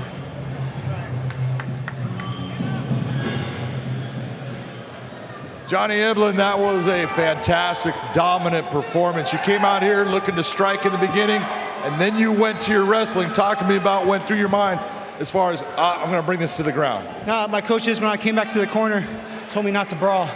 So I took their advice, and I fought and wrestled smart. Well, let's talk about your coaches there, because ATT has had a very good night tonight. You got guys like Mo Law and Mike Brown in your corner. What kind of confidence does that give you as a fighter? Great confidence. They give me great advice, and I just listen to them. That's my job as a fighter, listen to my coaches. There's multiple times in this fight you landed beautiful left hands. You hurt him a couple of times. You went to the suplex. You got a beautiful suplex. You tried to go back to it right at the end again to get it. Wasn't there. What was your feeling during this fight? Because he was talking to you the whole time. Yeah, he was talking shit, saying, hey, let's brawl in the corner. I'm like, bro, that's stupid. That's why you're not where I'm at. You don't fight smart. You're trying to come out here and brawl. You can do that all you want, but you're not going to be a world champion like me. Well, it sounds right as far as what I was looking at. You were fighting smart, technical. Who now? You are 9-0 in this cage. You don't have to worry about going back to ATT, because all those guys that you train with that are undefeated, you still can train with them because you're still undefeated. But who do you want to fight next? Honestly, I wouldn't mind going to someone else's territory and taking on them. I heard that we might be going overseas, so a top 10 guy, Charlie Ward. I'd love to share not the octagon, the Bellator cage with you. Charlie Ward from SBG sounds like a good fight to me. That was a beautiful performance. Congratulations on a big win. Send that contract. It's signed on my end already. Sounds good to me. Ladies and gentlemen, your winner, Johnny Eblen. With the official introductions, here's Michael C. Williams. Ladies and gentlemen, good evening and welcome to Bellator MMA Live on Showtime tonight here at Mohegan Sun Arena. Bellator 272 gets underway now with 3 5-minute rounds in the middleweight division. Introducing the blue corner at 6'3", weighing in 185 pounds even, making his Bellator debut. He brings 10 professional victories, 3 defeats by way of Nevis, Minnesota. He fights out of Phoenix, Arizona, Collin Huckbody. And across the cage, his adversary, fighting out of the red corner at 6'1", weighing in the same 185 pounds. As a professional, he's undefeated at 9-0, fighting out of Coconut Creek, Florida, by way of Kansas City, Missouri. Introducing Johnny Diamond Hands Eblen. And when the bell rings, the referee in charge, Brian Miner.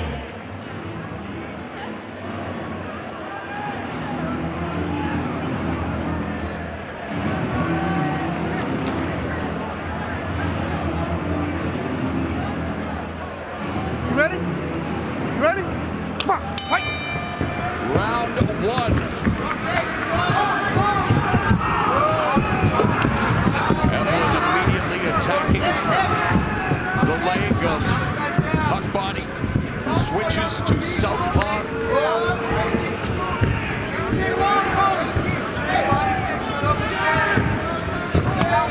Body kick by Eblen.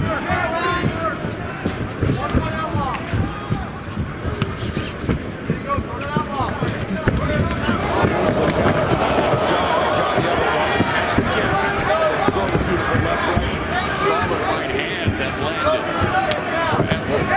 Kick right underneath the armpit, and it's all Johnny Eblen early. Huckbody launches a low kick and another one of his own. Counter by Eblen. Beats that left hand. And Johnny Eblen going on the attack and taking Huckbody to the canvas. Move, Andy, move!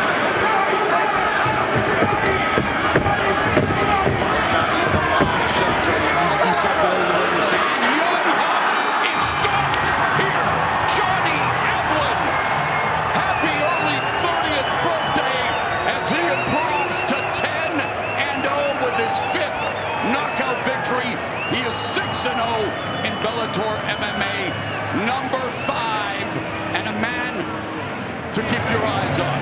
Definitely a man to keep your eyes on. You have to be very impressed with what you saw out of Johnny Eblen. He came to fight.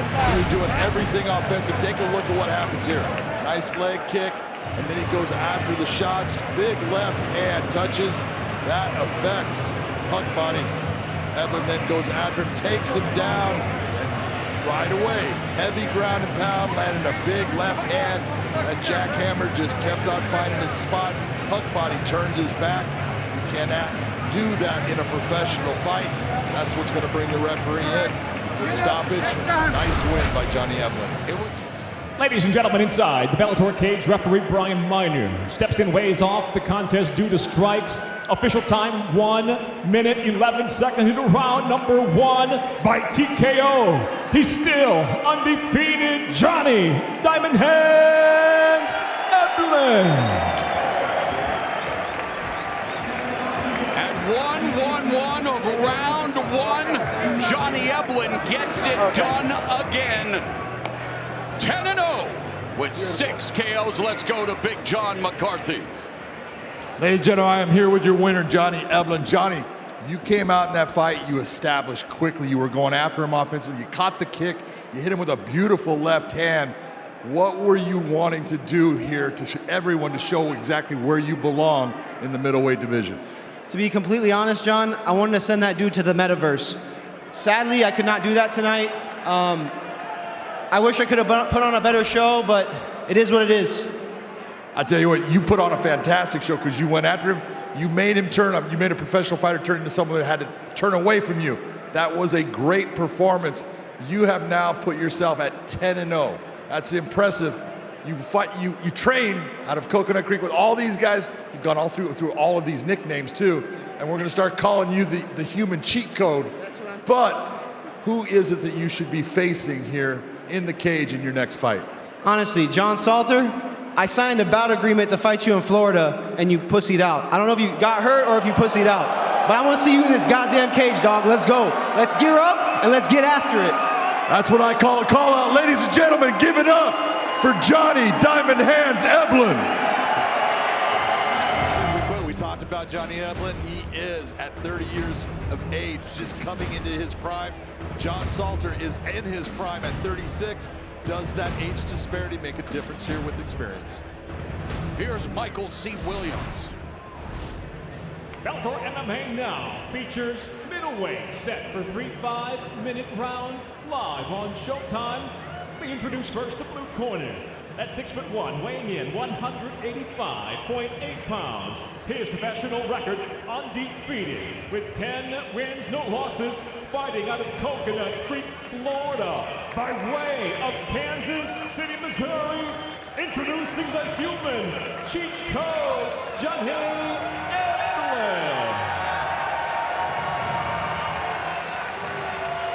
Across the cage, his adversary fighting out of the red corner. At 6'1", weighing in 185.8 pounds. Just off a world title challenge, he enters with 18 professional victories, 5 defeats, fighting out of Wilmington, North Carolina, John Salter. In charge, your referee, Mike England. Start right over here, bud. Over here. Start right over there.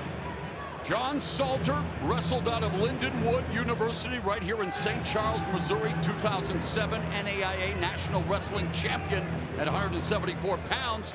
For Eblen, he's looking to show up and show out in his native show me state. Fight, first round. Bell, round number 1. Touch of gloves.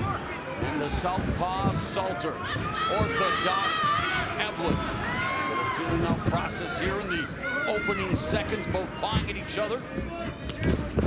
And it's Eblen initiates the first offensive attack, but more of a just getting to know you, a little bit of a feeling out process, John. That was a nice right hand landed by Johnny Eblen. The one thing about Johnny Eblen, look, his confidence is growing. He is now starting to believe. A lot of people don't realize that a fighter, even when they're 5-0, they still have doubts and they're not sure. Johnny Eblen is now believing in his ability. He knows how good he is. He trains with studs every day at AT&T, and he believes that now is his time. AT&T, well-deserved reputation of taking prospects and turning them into savages. Eblen, all 6 of his wins via knockout or submission have come in the opening round. For Salter, he has 13 first-round finishes, just past the minute mark.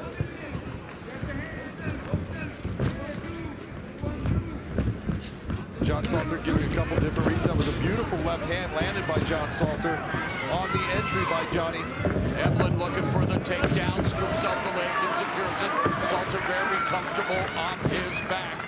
Despite starting jiu-jitsu training at the age of 21, a Brazilian jiu-jitsu black belt, and great fight IQ when it comes to the ground game for John Salter. Let's just be honest about this. There's a lot of black belts out there. They are not the level of John Salter. Salter is a world-class grappler. The guy is a phenomenal jiu-jitsu practitioner with the wrestling that he already had to bring in. Yeah, and speaking of wrestling, Eblen started at the age of 5, wrestled D1 for the University of Missouri. Alum include Ben Askren and Tyron Woodley, Michael Chen. Yeah, and you see right there, you see right away Salter bring it up for a triangle attack. Look at his coaches. Johnny having to work his way through that. Look at this guy, he's going for the arm now. Salter in trouble. The submission, the 11th of his career, looking to knock Johnny Eblen from the ranks of the undefeated Eblen. Submit, and Eblen slips out. Well done, and now in the close guard of Salter. Look, man, you get into those Spider-Man-like attacks, all of a sudden that web is closing in around you. That's what John Salter will do. Johnny needs to be very careful about when he allows himself to get some separation, and that he needs to be bringing shots down on Salter to stop his ability to lock up those submissions.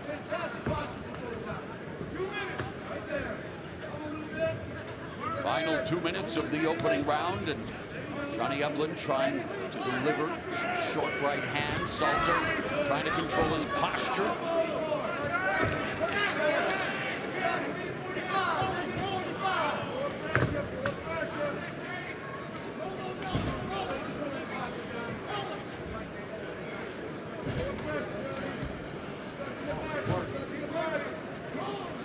This is what John Salter cannot do. He cannot sit here and allow Johnny Eblen to be in his guard and just let him grind on him.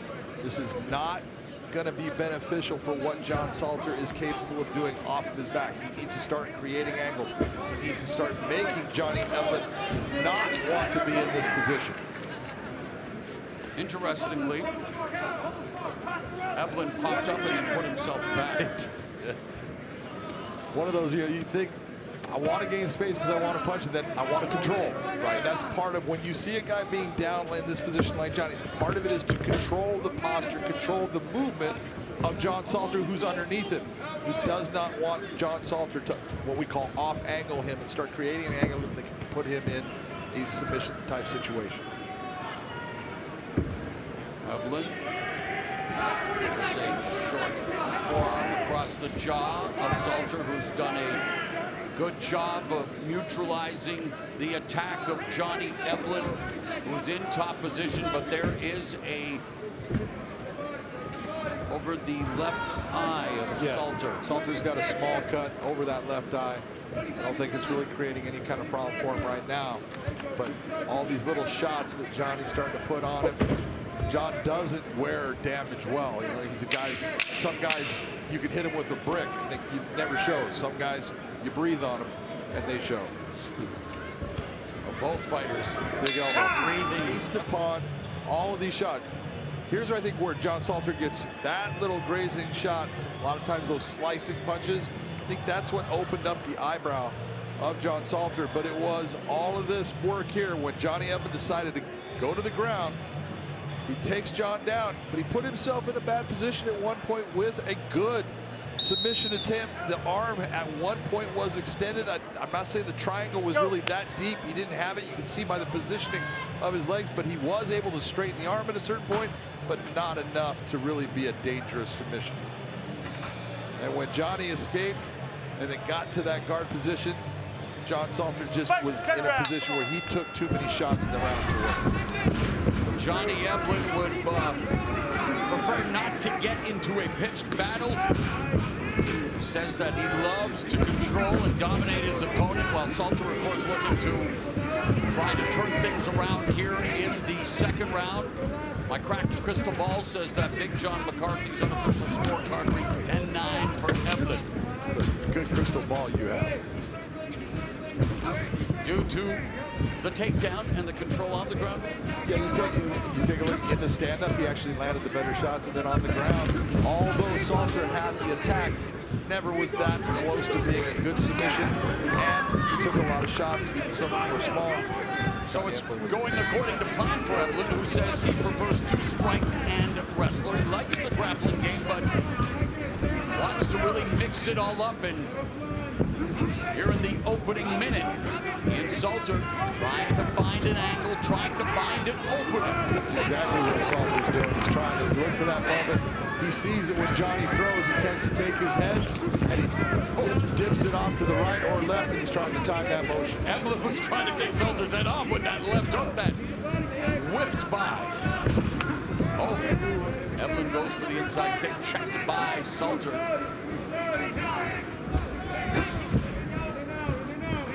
Both of them trying to navigate distance.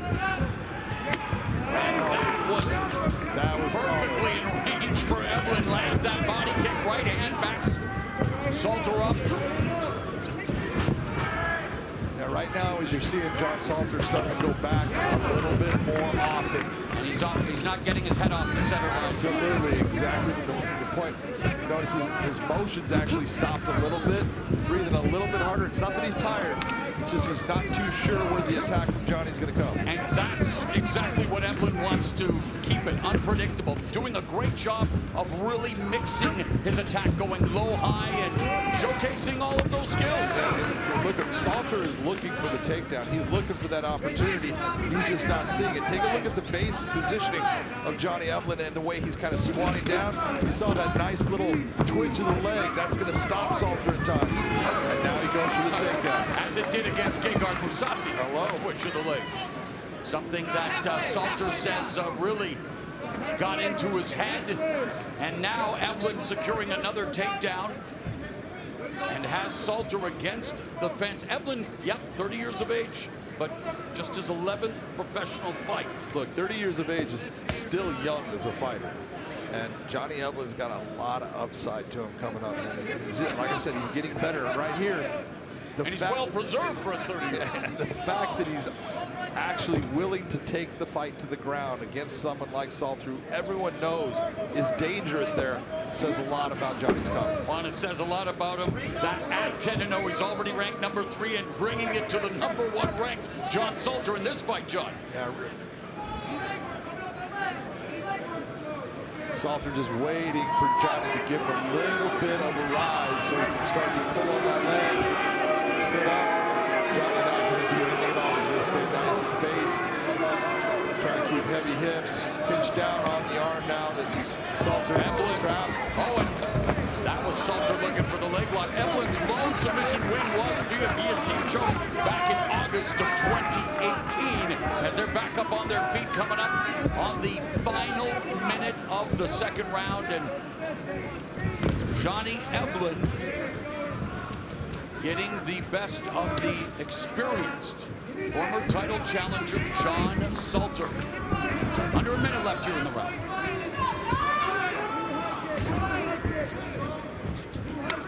Nice body kick. Whip that into Salter. And those body kicks and that little twitch of the leg that he's giving, it's giving Salter problems. He's not able to read what's coming. Yeah, he's, again, John, you assess Eblen's performance here coming up on the final 30 seconds of the second round against a guy who has been there and done that against, John Salter. Well, I really like when Johnny goes into his orthodox stance, he utilizes that kick with the right leg. Stuffs the takedown. And he's got a good jab that he's using. When he goes into the southpaw, he doesn't seem to jab near as much. Underhook and Salter on his feet, knee up the middle. And that was a little south of the equipment. both guys throwing in that moment. Here at the Family Arena, a shot to the family trees. And at both guys. A little bit off on Johnny's, but. Stay right there, buddy. Yep. Stay right there. No, stay there. Stay back there. Stay back there. So he will have up to 5 minutes to recover with 11 seconds officially left here in the middle stay right there. stanza. I want you to stay right over here, though. Stay right over here. Stay right over here. Stay right there with me. I know it was accidental, okay? Just got to watch that. All right? All right, buddy. You ready to go? You ready to go? Ready to go? Time in. Fight! Action resumes, a touch of the gloves. And Eblen resumes his attack. Head kick blocked by Salter. But a good round for the undefeated Eblen, Big John. Ready? Ready? Fight! Last round. And for Salter, what is it going to take for him to salt away the victory? He's behind on your unofficial scorecard. Yeah, I've got it behind 2 rounds. I think John Salter needs to actually work towards using. Oh, that was a beautiful kick right up the middle by Johnny Eblen. One up high, but it's Salter coming back with the left hand. Finish your thought about Salter, Johnny. Salter needs to use his hands to get inside and work for a takedown. He's got to get to the top position.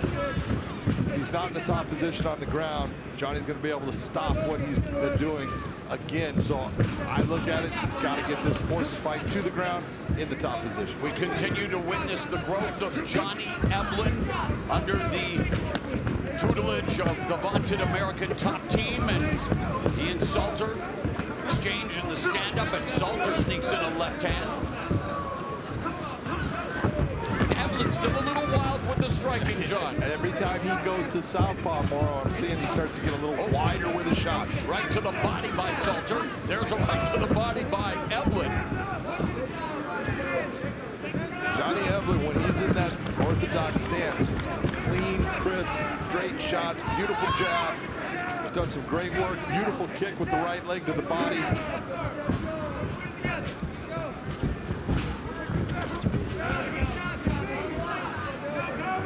Salter leading with the left hand, but not setting it up with the jab as they feint. Sharp right hand down the middle, right to the body. Counter left upstairs by Salter.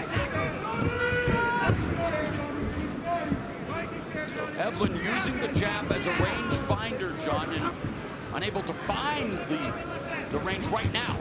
Yeah, and you can see right now, Eblen, nice kick by Salter, but Eblen is the guy who's right now, he's controlling the distance. When he wants to come in, he's coming in, landing his shots just like that right there. And Salter cannot get his counters off. He's missing the target. Under 3 minutes left in the 3rd round. Salter, inside low kick, will try to do something to perhaps set up a takedown attempt, although again, against a guy who's been wrestling for 25 years, wrestled D1 at the University of Missouri. We talked about Salter's wrestling pedigree, and Eblen definitely getting the better of these striking exchanges. No doubt about it. And now marking up the face of Salter with right and caught him with a left hook. And again, notice when he's in that orthodox stance, man, the straight right hand down the pipe, just like you just saw. The beautiful jab. When he's orthodox, Johnny Eblen is flowing. He's got the range down. He understands the timing.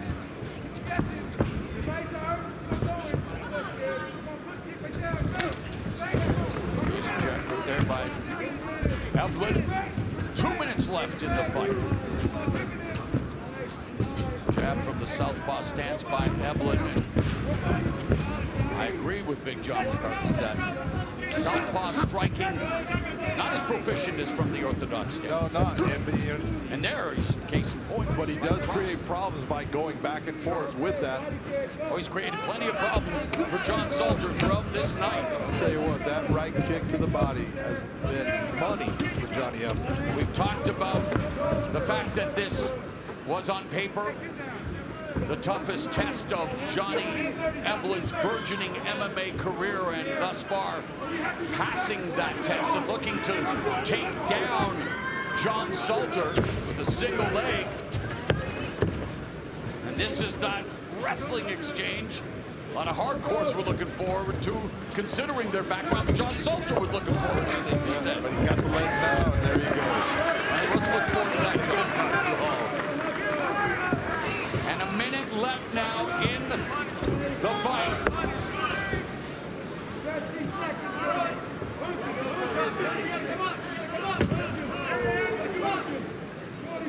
Steve Mocco got Johnny Eblen to American Top Team, where he met Mike Brown, King Mo, Dean Thomas, and that murderer's row of competitors. Next thing he knew, he was quitting his job, fighting full time. And now with less than 30 seconds left, Johnny Eblen on the cusp of conquering the biggest name of his career, looking to move to 11-0. Johnny Eblen has been smoother than a bowl of boards and cheese in this. He has just been fantastic.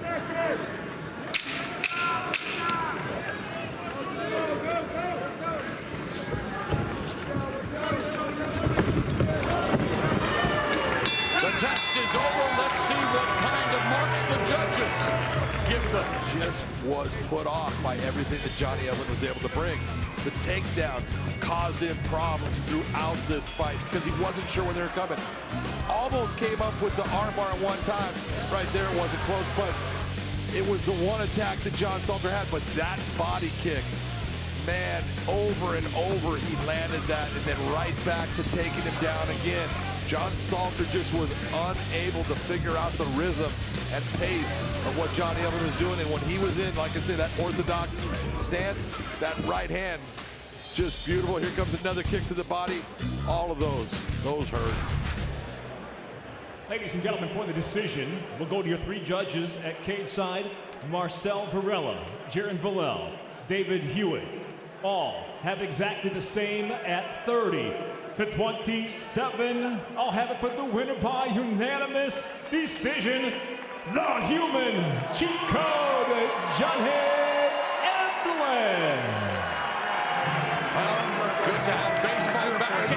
Johnny Eblen, he pitches a shutout in the biggest fight of his career, passing it with flying colors as he defeats John Salter, and he's standing by with Big John McCarthy. Ladies and gentlemen, I am here with Johnny Eblen. Johnny, that was just a beautiful performance against a very, very good veteran fighter, a guy that's crafty.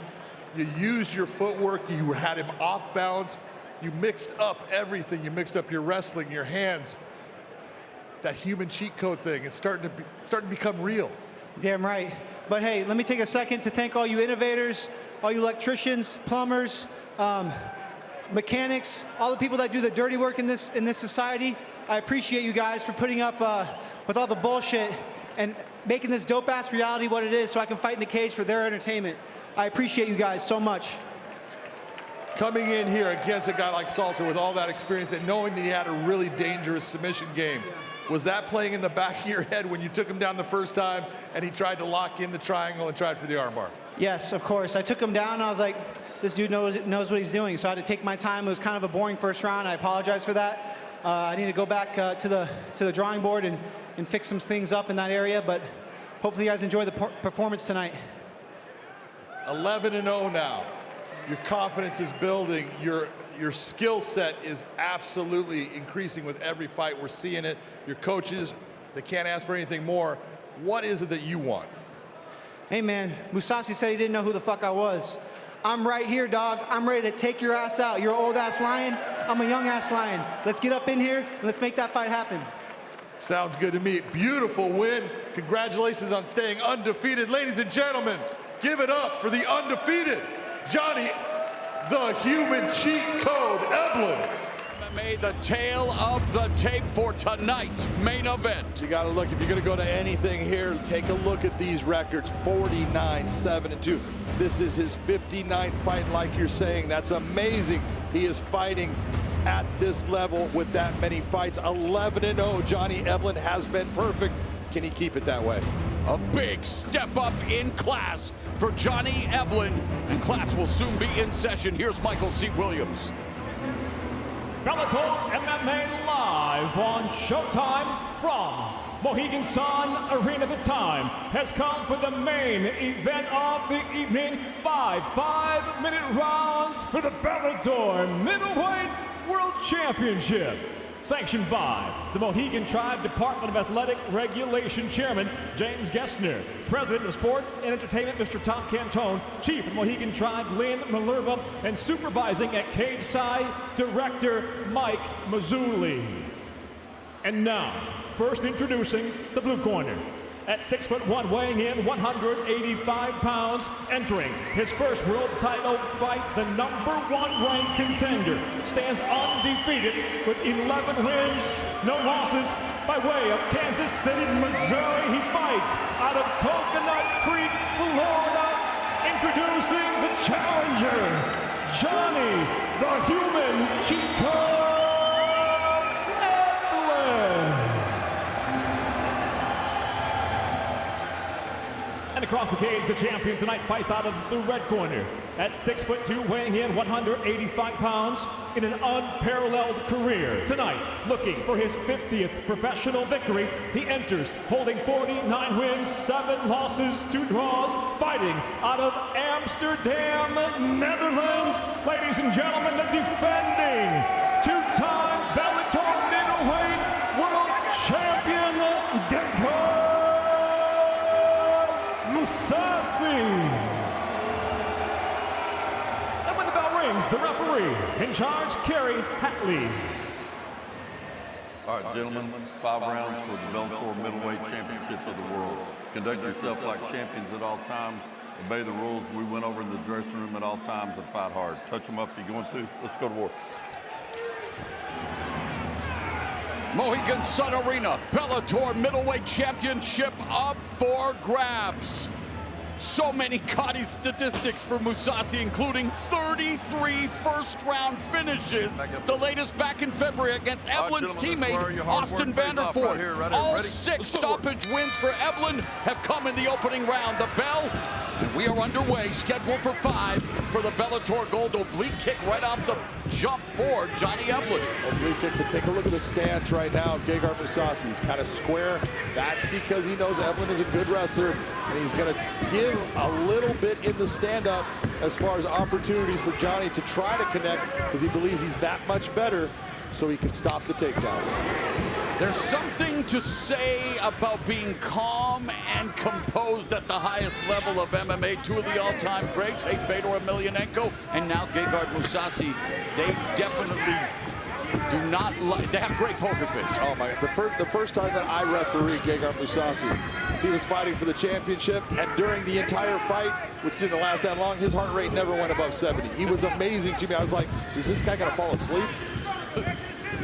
Well, in many ways, he's a Superman, wears the glasses, unassuming, doesn't court a lot of publicity, and yet we mentioned at the top of the telecast another all-time great, Khabib Nurmagomedov, calling him the most underrated fighter in MMA, and definitely a case can be made that he's been underappreciated, but all he continues to do is win at the highest level, close to 2 decades, John. But a beautiful combination from Johnny Eblen, and Eblen touches up Mousasi. Eblen's like, hey guys, I get it. Mousasi, he's hurt. And oh my! And look at the veteran Mousasi recovering. Eblen hurt him bad. Yes, he did. And now working the wizard. Johnny Eblen needs to try to separate right here. He's still hurt. There is no doubt that Gegard Mousasi got rocked. And that's what Austin Vanderford tried to do in the opening round of his title defense. But Johnny Eblen said, hey, when I dethrone Mousasi, don't call it a shock. Well, he just shocked Mousasi's system. He definitely put it where if Gegard wasn't awake before, he's awake now. And you know what? Mousasi has only been knocked out once. And that was against Uriah Hall, which he avenged. But my, oh my, adversity for the champion here in round 1. But again, look at his countenance, John. And this is the part where, to go back to the keys to victory, in this position now, Johnny Eblen needs to do damage. If there's something that we talked about at the beginning of the show, is Gegard Mousasi does not get damaged in just about any and fight. He remains calm under fire, although now Eblen taking his back. So Eblen, the underdog, coming in, looking to keep Mousasi from the golden milestone and what he hopes will be a golden night for American top teams. Couldn't ask for a better start for the challenger. Nice job. Takedown as Mousasi's looking for the Kimura. Eblen doing a nice job getting his feet. It was a little bit difficult for him to get him up, so he couldn't drag his feet. Johnny holding on to that. Nice ride, just taking his time. Not trying to get crazy. He knows he hurt it. He doesn't want to get crazy and lose his position or lose what he has accomplished so far in this round. Eblen says he has the tank, the best skill set to take out Mousasi. He granted that Mousasi has maybe a higher fight IQ, but Eblen says he's younger, more athletic, and he thinks he has a better gas tank, and he's definitely putting the pressure on. But look at Mousasi, the reversal by the champion, and he snatches the neck of Eblen. And now an exchange incredible. I was going to say Eblen is losing his position. You have to realize when you're losing it, don't try to stick with it. Wow, 45 seconds left. Plenty to dissect already in this championship fight. Look, Eblen brought in Sean Strickland to be one of his sparring partners in the stand-up because he knows how tough Sean is and that he likes to, bang from the start. That brought confidence to his game, and he's showing that right now with Gegard. And Mousasi, though, showing off his striking pedigree with the 1-2. And Mousasi, he trained with heavyweights, and oh yeah, owns a submission win over a mega heavyweight, Mark Hunt, in his career. He's recorded wins at middleweight, light heavyweight, and heavyweight. And hey, he's been in tough here against Johnny Eblen. Eblen showcasing his wares in the opening 5 minutes and having fun doing so, John. This is the first shot right here. That beautiful left hand. Gegard felt that. There's no doubt that gave him a buzz. And then here comes the big right. This is the one. It was almost a forearm shiver that landed across his jaw. Watch how fast this comes. Bip. Nice job by Johnny Eblen, but Gegard able to get in, and that's amazing that he's able to survive that kind of reaction and get right in on the takedown, which gave him time. And there is Mike Brown on the left, King Mo on the right. King Mo was 6-0, huge underdog 12 years ago when he challenged Mousasi for the Strikeforce light heavyweight title, took Mousasi down 11 times. Well, Mousasi went back to the drawing board, has become one of the best at defending the takedown, but hey, he went down courtesy of the power of Eblen in that first 5 minutes. Well, he did. That was a great first round for Johnny Eblen. Enough to give him the round, John? Oh, absolutely. Johnny Eblen takes that round 10-9. Gotta ask these days with judging. You never know, my man. And there's a sharp jab by Mousasi. That jab is what Mousasi really needs to start to rely on. But there's that left hand again for Eblen. Finding the range, the timing, delivering a body kick. Oh, but then Mousasi tags Eblen. Eblen looking for the takedown. Explodes, reverse. And Mousasi very active from his back, but Eblen goes into side control. Great job by Johnny Eblen. A lot of movement there, but he wins the scramble, gets to the top position, now inside mountain. And while it's been proven to be very difficult to keep Mousasi down, Johnny Eblen working from side control, looking to maximize this advantageous position. And yet Mousasi delivering right hands from the bottom. There's a left hand up top from Eblen. One thing's for sure, Mousasi will not willingly accept this position, John. No, but this is, in my opinion, against Gegard, this is a really solid position. A lot of times wrestlers like to get into the half guard so they can trap on that leg. Gegard's very good at moving himself into a position for the sweep or to escape. He's got a lot of movement to get through from that side control position.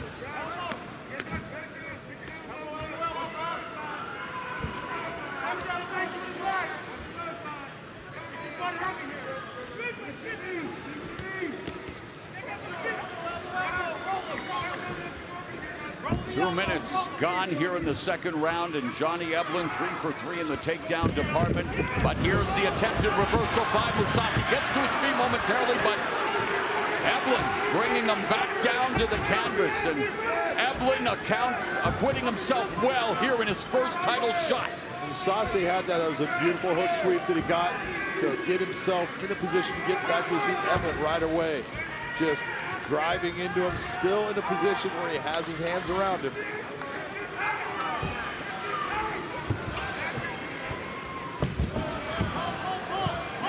Mousasi taken down yet again by Eblen, his 4th takedown. And this is great work by Johnny Eblen. He's really making Mousasi work here.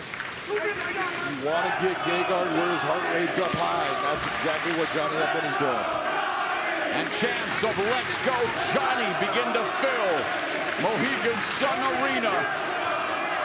Eblen fighting out of Coconut Creek, Florida by way of Kansas City, Missouri.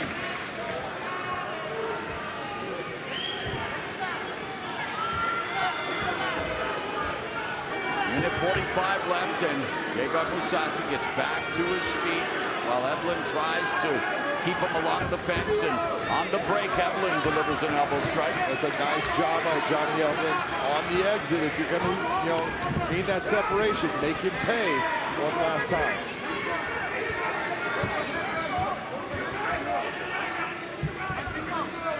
Eblen misses with a wild left. Jab through the guard by Mousasi. Blocks that overhand left by Eblen. Inside kick by the champion. Johnny getting a little bit more flat-footed right now. Obviously, starting to feel a little bit of the heart rate going up. Trying to gain some time that he can breathe and get his heart rate down. And to the 10th minute of this championship fight. And Eblen has looked very good and lands a nice combination there, culminating with that left hook to the side of Mousasi's head. Beautiful kick from Mousasi, and may have bounced off the cup.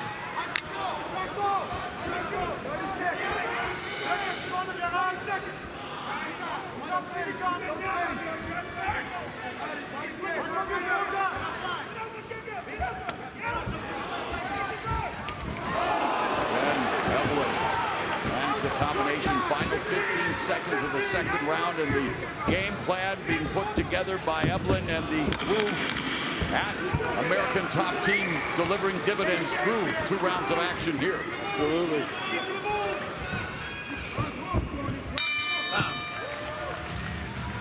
That experience will do.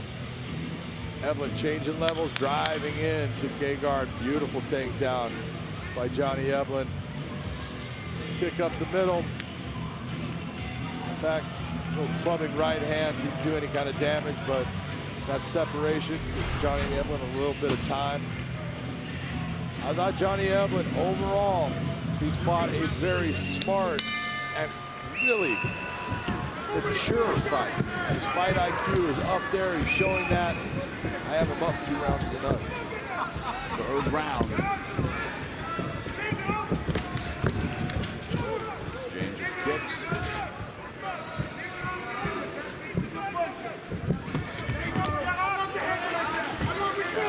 Scores for Eblen, fainting.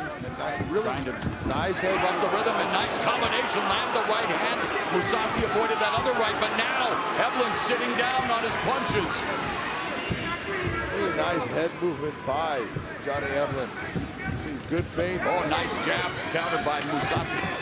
That's that jab that Mousasi needs to keep sticking. Calf kick lands for Mousasi. Yeah, and he moves back and avoids that combination from Eblen.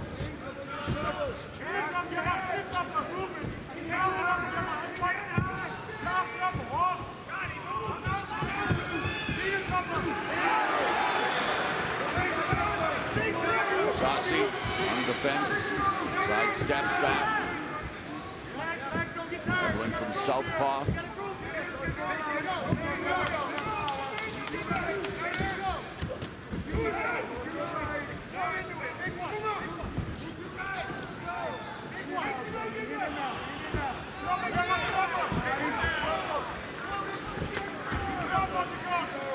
Changed body kicks.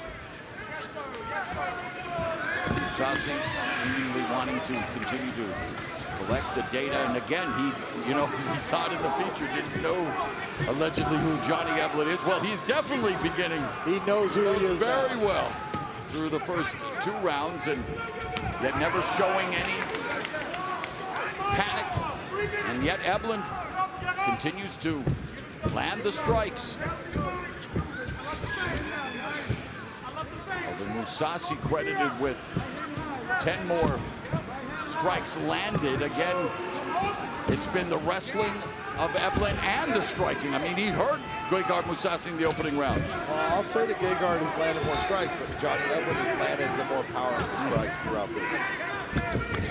And there's that overhand right that landed. Midway through the round in this championship fight, again, the sharpshooting jab of Mousasi, but no follow-up. It's all single shots. Exactly. And that right now is because he's worried about the wrestling and being taken down. But Johnny Eblen has been successful with it so far. Now Mousasi pumps the jab. Eblen feinting, wanting to get Mousasi to bite, and then scores with a lead right. Well, look at the difference right now. At least Johnny Eblen, most of the time, he's moving his head. He's giving a little bit of movement, just like you see right there. Gegard Mousasi's head's right on the center line. Yes, it is. And he just ate that body kick to the liver by the southpaw stance of Johnny Eblen. Another oblique kick from Mousasi. The jab was parried by Eblen, and again, John finding a home for that right hand. And another right hand lands for Eblen to the face of the Bellator middleweight champion.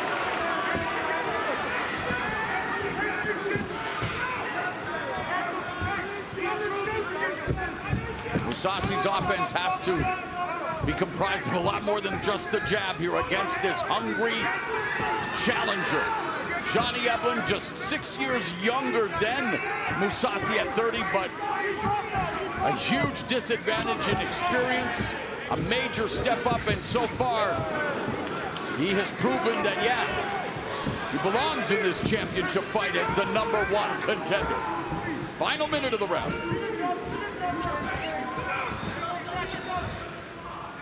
Rare right hand for Mousasi. What you saw just a moment ago when you saw Eblen throw that big right hand just like he just did there. You need to see Mousasi have a counter. When he's not countering, it's telling you he's tired.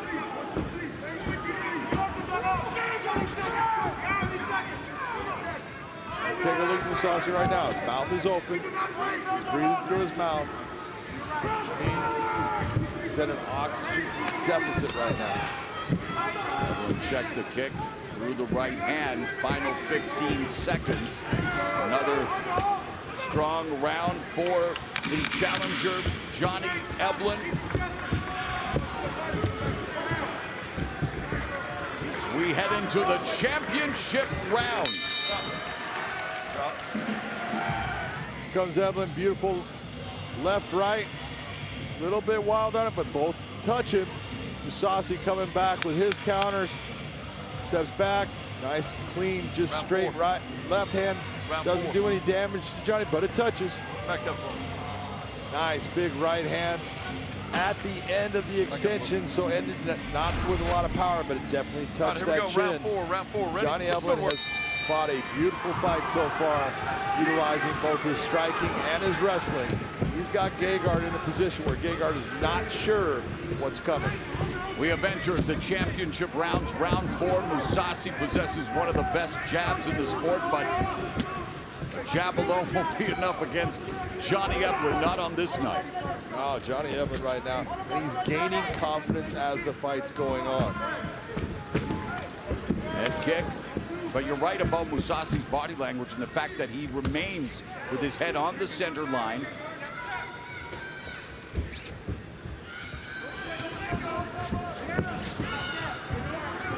See right there, normally you're seeing a good counter from Mousasi. It's almost like he's a little tired and he's just unable to get it off. Nice job by Johnny Eblen.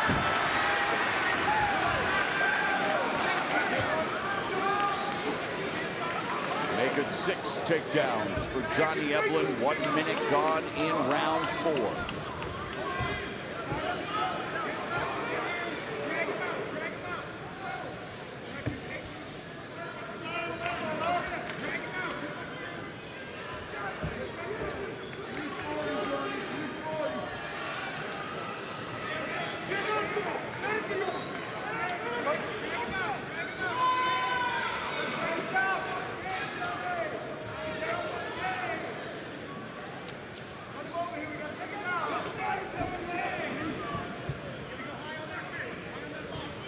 Gegard Mousasi, most of the time, able to get to the top position against all of his opponents.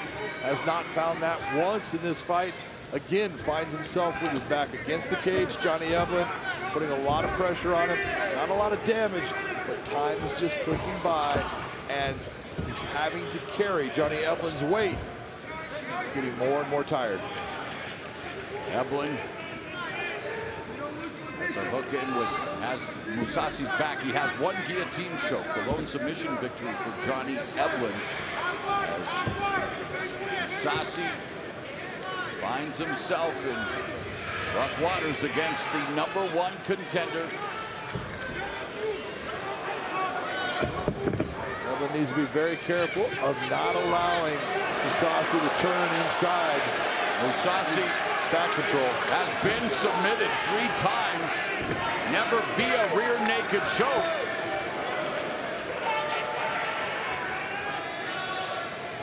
Right now, there's not even close to just what we call a seatbelt position. Controlling the position with Mousasi. There's no danger right now to a submission. That can always change.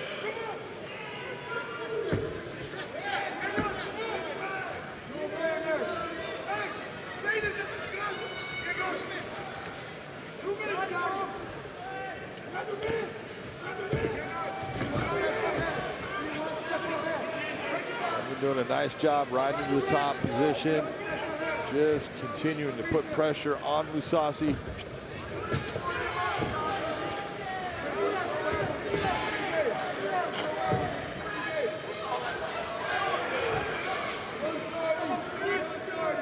Mousasi trying to bring the knee up, not quite there.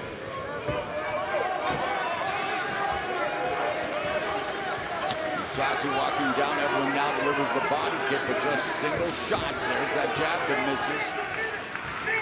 Eblen looking to parry the jab, and again, chance of let's go Johnny. And heading into the final minute of the 4th round, Eblen secures another takedown, make that 7 in the final minute of this penultimate round.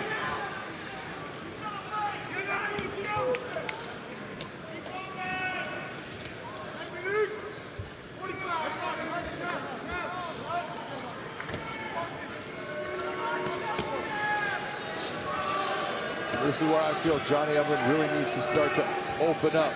Start to try to do things that cause damage here. You've been winning the stand-up in the outside. Your wrestling's been great. Start doing damage to the ground. Make it to where he doesn't even want to get back to his feet.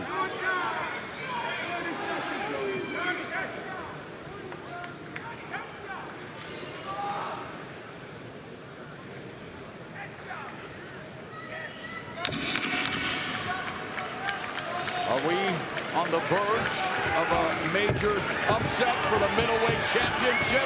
Johnny Eblen bringing the fight to the champion Mousasi, heading into the 5th and final round. And protege on the verge of becoming just the 7th fighter to hold the Bellator middleweight championship, Johnny Eblen, with less than 5 minutes now to pull off this upset. Johnny Eblen's out, moving, good footwork, sticking the jab. He knows where he's at. He knows how much more he has to do. You also know Gegard Mousasi, oh, nice counter, right cross, and Eblen now letting Mousasi know about it.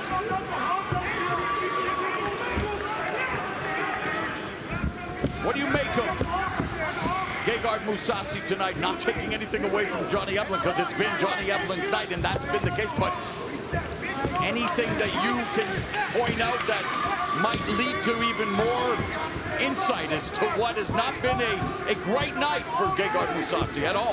No, it's definitely not been a great night for him, but that's because of Johnny Eblen. It's the things that Johnny Eblen... I want you to go back to the first round. Was he able to hurt him?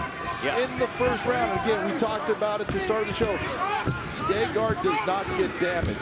He got damaged in the first round. He's been damaged in a couple other rounds, and that has made a difference in this fight. Johnny Eblen has just done a fantastic job. Mousasi 7-1 here in Bellator again. In the midst of his second reign, the lone loss outpointed by Rafael Lovato Jr. for the title. Lovato Jr. forced to relinquish the title and retire from the sport, and now it's Johnny Eblen.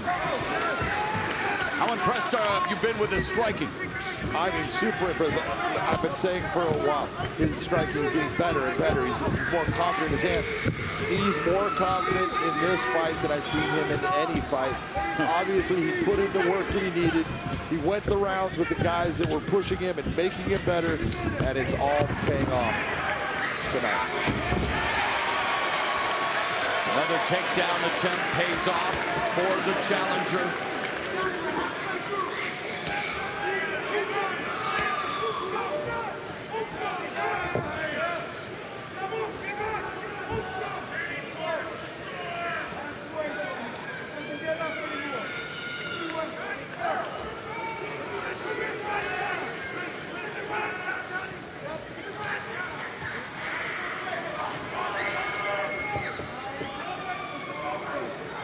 Johnny Eblen has completely neutralized one of the best finishers in mixed martial arts. We have sung his praises, rightfully so, throughout the night, but Johnny Eblen earning the praise. There's always that night that comes when, you know, it's not your night, but it is your opponent's, and everything they do works for them, and everything that you try just doesn't seem to work for you. And that's what we've seen tonight. And Eblen told us, he warned us, he says, hey, he doesn't think a lot of people realize how good he is because he hasn't fought many high-level guys. He recorded a big win over the veteran John Salter, who, of course, challenged Mousasi, but this has been, you know, an amazing effort by Johnny Eblen, and Gegard Mousasi is stuck. He is stuck. You know, and this is why everyone gets into MMA math, and we try to tell you, look, you can't use MMA math. Styles make fights. Certain people on certain nights can beat anybody. Johnny Eblen is that good. We've seen him before as far as have nights where he just, everything he did worked.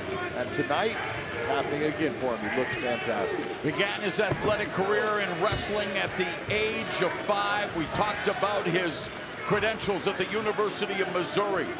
And then Steve Moko, well-known and accomplished amateur wrestler, brought Johnny Eblen to American Top Team, where he has trained with an all-star camp, some of the best fighters in the sport. And Johnny Eblen is on his way to proving that he is one of the best fighters in the sport, as he is 25 seconds away from upsetting an all-time great in Gegard Mousasi. Not only upsetting, in my opinion, winning every round of the fight. And putting a punctuation mark on the proceedings with another takedown. Johnny Eblen. What a performance. The human cheat code. We're going to have some highlights here, but it's all going to be Johnny Eblen because, really, big left hand. This is the start of the fight, and this is what I said. The big thing is we didn't see Gegard Mousasi get damaged a lot. He got damaged right there. That's called damage. He got rocked. And that happened early in the fight, and it had an effect on the fight. Yes, he was able to get the takedown, but overall, Johnny Eblen was able to land the big shots, get the big takedowns, hold position, create the problems. Johnny Eblen in this fight was unstoppable. Everything that he tried worked. He was confident. He felt good. This is a wrestler. Look at him using his hands because he has worked on it. And that's the big thing that I think that needs to be said, Mauro. You've got to give Johnny Eblen all the credit. That is hard work that's paying off.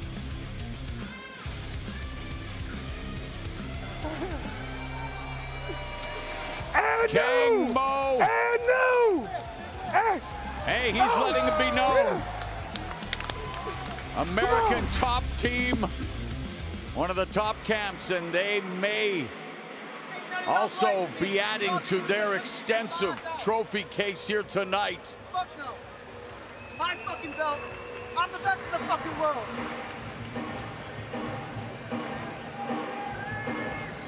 With the official decision, here is Michael C. Williams. Biggest upset in history, my house. Ladies and gentlemen, having gone the distance in tonight's world title fight, we go now to your 3 judges at cage side: Brian Miner, Marcel Varela, David Peabody. All see it exactly the same at 50 to 45 for the winner by unanimous decision. And now the new Bellator middleweight world champion, Johnny the Human Cheat Code Eblen. Gracious in defeat, the class act that is Gegard Mousasi, but wow! A clean sweep on the judges' scorecards, and Johnny Eblen has a big reason to celebrate. He is the new Bellator middleweight champion. Let's go to Big John McCarthy. I don't know. When you and Josh were talking about me, you didn't seem like you believed in me. Ladies and gentlemen, I am here with the new middleweight champion of the world, Johnny Eblen. How does it feel wearing that around your waist? It feels right. This whole week felt right. I didn't feel like anything was bigger than me. I just felt like I was in the right place the whole time. This feels right. I don't know what I'm doing right, but God damn it, this feels good. It should feel good. You put in the hard work through those coaches over there, Mike Brown, Mo Law. Shout out to Functional Patterns and American Top Team and all my sponsors. Hey, without FP and without American Top Team, I would not be here right now. Shout out Nadia Aguilar, Pablo Martin, Johnny Nielsen, and my corner, Dustin Poirier, fucking Tiago, Mo, Mike, my manager, Brian Butler. You all believed in me, and this is what got me here. Let's talk about... Dan Lambert, shout out, dog. You have the best gym in the world. You make it hard to leave. Thank you. Let's talk about your progression with your stand-up. You've always been a wrestler. You came in through your whole life wrestling. Yeah. But your stand-up is what won you this fight here tonight. You heard him in the first round. Stand-up and wrestling. Shout out George Masvidal, Dustin, everybody I strike with at ATT, Roman Feraldo. I got hit a couple times, so I'm not gonna remember everybody's name.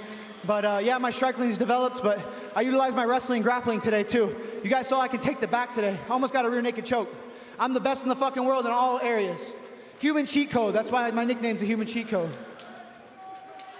We're gonna get another motorcycle now? Nah. I'm honestly thinking about giving it up, dog. Because now that I got this, I got too much to live for almost. It's a little scary riding that thing, but it's fun. It's pretty close to fighting. I'm a little crazy. I don't know what's wrong with me. Oh yeah, shout out Sean Strickland, bro. You pushed me for this fight. So if given the opportunity, who should be the guy that comes in to face you for that belt next? I don't know, man. Whoever. I'm ready for anybody. Right now, I got to take some time off, relax a little bit, let this soak in, and then we'll talk about it. I don't know. Well, you deserve the time off. Congratulations on being the champ. That was a masterful performance. Ladies and gentlemen, give it up for the champ, Johnny, the Human Cheat Code Eblen. Right, let's go now to the tail of the tape for our first of 2 championship fights here tonight at Bellator 290. And as simple as it gets, you take a look, things are very close here, but look at those records. 12-0 for Johnny Eblen, the champion. 31-2 for Anatoly Tokov. With the official introductions, here's Michael C. Williams. Live on CBS and streaming on Paramount Plus, Bellator MMA Now presents tonight's co-main event, 5 5-minute rounds for the Bellator Middleweight World Championship.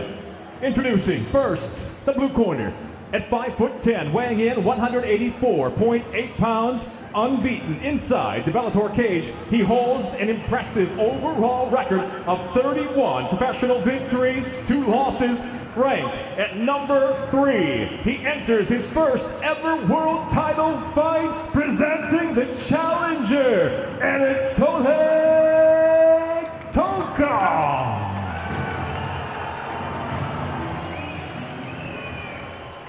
And across the cage, the champion tonight fights out of the red corner at 6'1", weighing in 184 pounds even. After a dominant performance to capture the title tonight, he makes his first defense, entering as an undefeated professional. 12 victories, no defeats. Ladies and gentlemen, the defending Bellator middleweight world champion, Johnny the Human Cheat Code.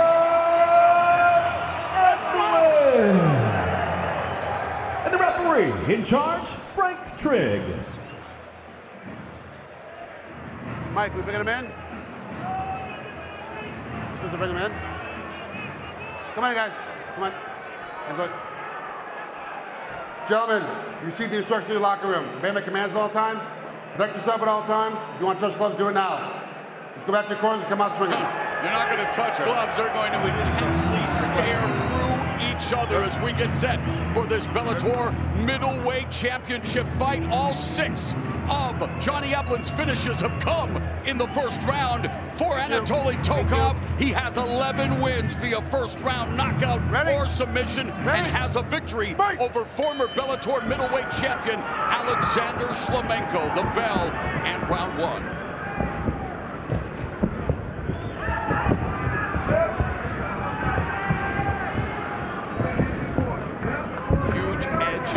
Experience for Anatoly Tokov, with this being his 34th professional fight compared to Eblen's 13th, but Eblen, a fast learner, went down to Florida and was introduced to ATT by 2-time NCAA National Wrestling Champion and Iowa 2008 U.S. Olympian Steve Mocco. One of the better decisions Mocco's made. He's made many, but definitely changed Eblen's life. Oh, he absolutely did. Steve Mocco he's a crazy man. He's an outstanding wrestling coach. And he brought Johnny Eblen there because he saw something in him. And there has been no doubt. Everybody that trains with Johnny Eblen says, oh my God, this guy is the best middleweight fighter in the world. There is no doubt he's that good. Calf kick by Eblen. Came into the sport.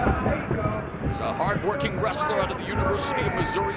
Same school that former Bellator champions Ben Askren and Mike Chandler attended. There's a combination by Eblen, and since going to ATT, really focusing on his striking, and has really grown exponentially when it comes to his boxing techniques. Well, he's now throwing combinations that you just don't see a lot of mixed martial artists throwing. He's throwing double hooks. He's doing all kinds of things that are not easy to do, but he's doing it based upon the fact that his wrestling is so good. He can get himself out of bad positions at times. Johnny Eblen is the real deal, and the fact that he utilizes all elements of mixed martial arts makes him extremely difficult. Counter right by Tokov, who immediately latches on to Eblen. And you saw him out of position. The back was unable to get to that point of a takedown, but that was a nice right hand by Anatoly Tokov. Left high kick blocked by Tokov. Body kick by Tokov.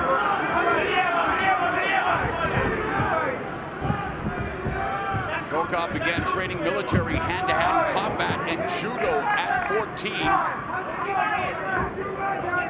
Of course, Eblen, we talk about his background as a wrestler, started at the age of 5. Midway point of the opening round, scheduled for 5 5-minute rounds for the Bellator middleweight crowd. The jab lands for Tokov.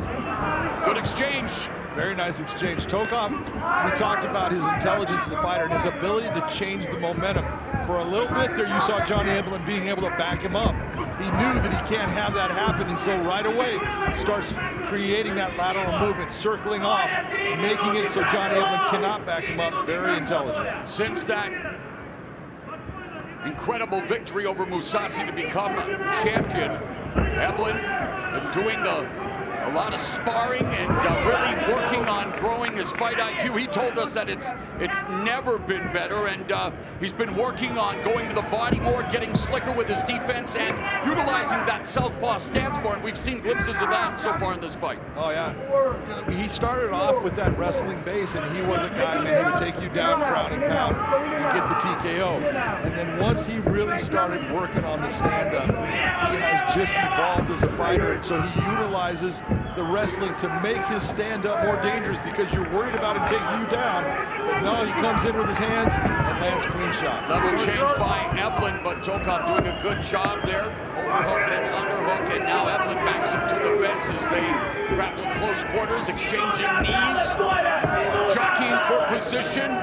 Eblen putting all of his weight on Tokov, but Tokov's one strong middleweight. Tokov's defensive wrestling is just outstanding. He's got great balance, and he's able to just put weight on the arms, start to tire you out. You're seeing what he's doing right here. He's just kind of hanging on Johnny's arms. Now, Johnny's got his hands clasped, but in the position they're at, he's going to have a hard time. He's going to have to bring his hands either up high or down low towards the hips to start to get that body lock position where he can take it down.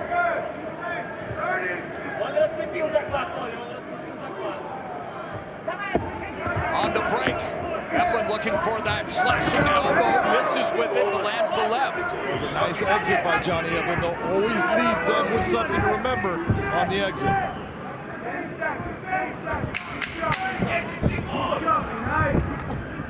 Ty Plum and some knees from Eblen, showcasing his diversive offensive attack. Unofficially, I had Johnny Eblen just squeaking by in that round. It was a close round. Ready? Anatoly had some moments, but he needs to throw out more and land with effectiveness. And going to break, I'm known to create, new words. Diverse offensive attack. And the diversity is on display. Calf kick by Eblen. Yeah, on those calf kicks like that, Tokov needs to counter and make Eblen pay for it. He cannot just sit there. Double jab. Sorry, John, double jab. Chopping right hand by Tokov. Good combination. A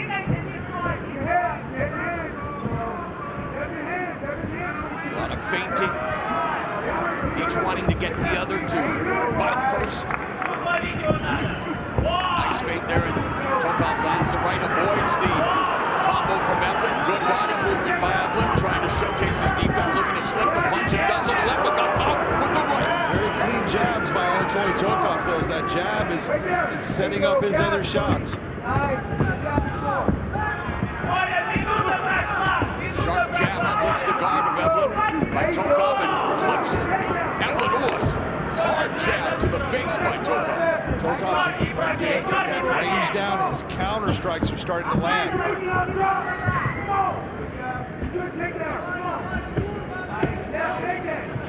Bellator MMA on CBS from the Kia Forum in Los Angeles. You're watching the second round of this Bellator middleweight championship fight between the champion Johnny Eblen in the red gloves, the challenger Anatoly Tokov in the blue.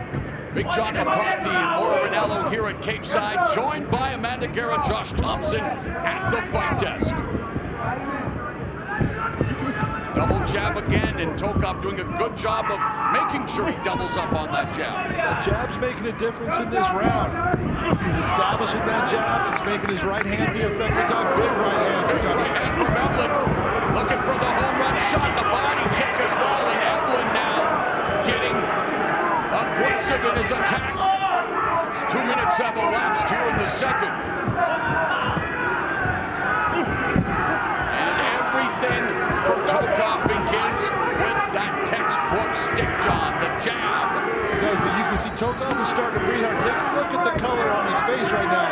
He's having a little bit of an oxygen deprivation problem. You can see it. And he's making investments to the body with that kick, trying to slow down Eblen's advances. And Eblen showing the vestiges of a battle on his face. No doubt, he's taking some shots, especially in this round. Tokov's been doing very well, but you can see he's got to find those places within the round where you can take that deep breath, get yourself back to feeling well. Yeah, Tokov has landed twice as many strikes as Eblen in this round. And there, nice 1-2 by Eblen, and Eblen again sits down on that right hand. That's 2 right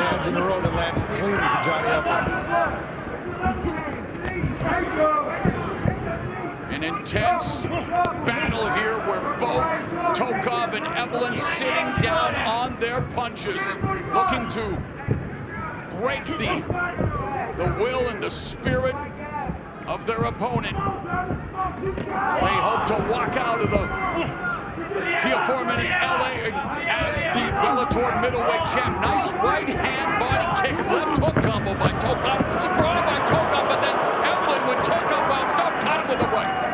Very nice sequence by Anatoly Tokov. Oh, what a shot by Tokov! He staggered Eblen! That was on the top of the head. And Eblen comes back with a 1-2 of his own. Anatoly would be lucky if that didn't hurt his hand, man. You hit someone on the top of the head.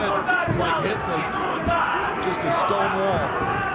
And you know, still to come, Fedor Emelianenko's final fight. Tokov's mentor, he's had issues with his right hand over the years as well, but overcame some. Tokov gets dropped on the right hand from Eblen, but bounces up right away, able to clinch with Eblen.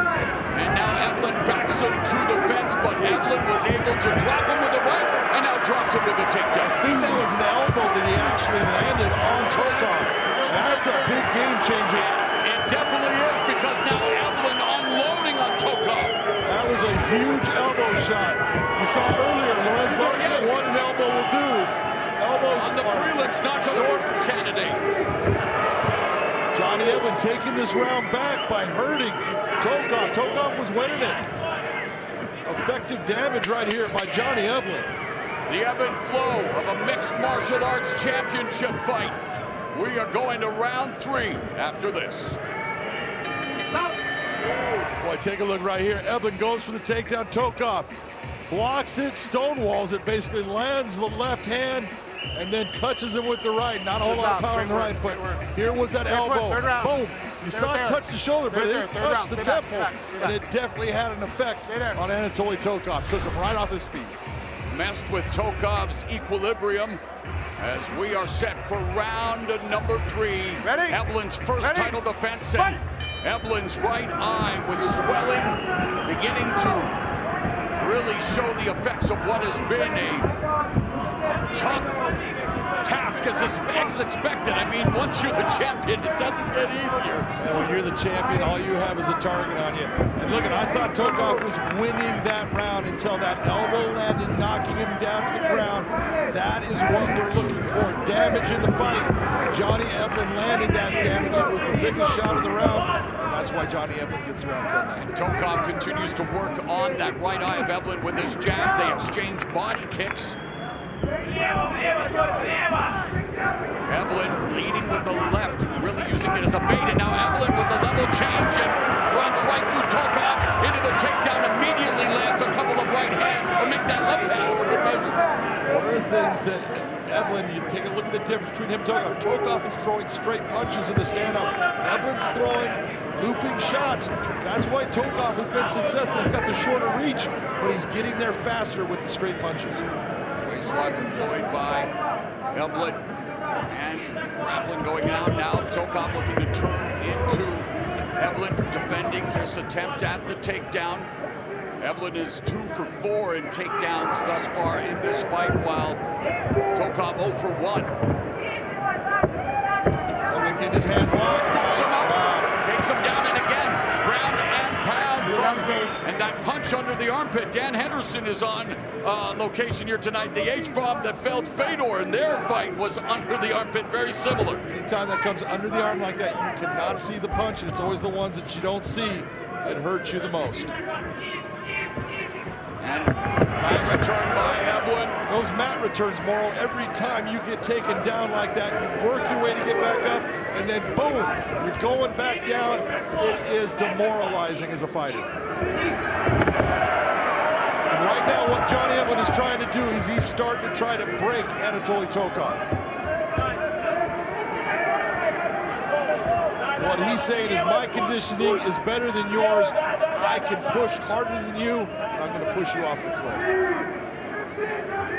You're an NC2A Division I wrestler. Conditioning should never be an issue, right, John? Even when your MMA career, what wrestling does is incredible. I mean, so many mixed martial artists talk about wrestling being the key base. Spinning back elbow missed by Eblen, but it builds every facet of a fighter when you're a wrestler. There is nothing. Mental, physical, strategy. Exactly. I couldn't have said it better. There's nothing more grinding than that wrestling in that room. The work it takes to be good at it. It just builds character, it builds a work. Final 2 minutes of the third. Right hand countered by Tokov lands. Again, straight punches by Tokov. Calf kick by Eblen. Oh, Eblen just missed with that right cross. Eblen level change, sprawl by Tokov, defends the takedown. And Eblen now 4 of 7 in the takedown department. And again, with those takedowns, we've seen Tokov bounce back up. We've seen the mat returns, but it's really been, for the most part, large part, a tremendous striking battle where each of them have had their moments. Each of them had their moments. The big moments have normally been with Johnny Eblen, though. He's landed the ones that have knocked Tokov down. He's gotten the takedowns, the big elbow strikes on the breaks. Those are the differences in this fight right now.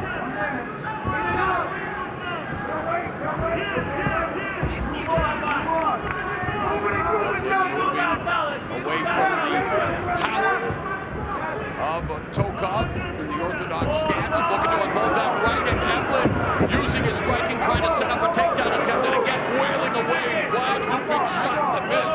It was a nice shot that he landed at the beginning of that series, though. Tokov took it well, but man, you can only take so many before you when he landed another stinging shot, and Tokov took it. But like you say, John, punch resistance begins to wear down the more you absorb. Johnny Eblen just needs to start throwing just a little bit straighter on his punches. Those are going to get there faster, and they're going to hit the target. Nice right hand lands for Tokov.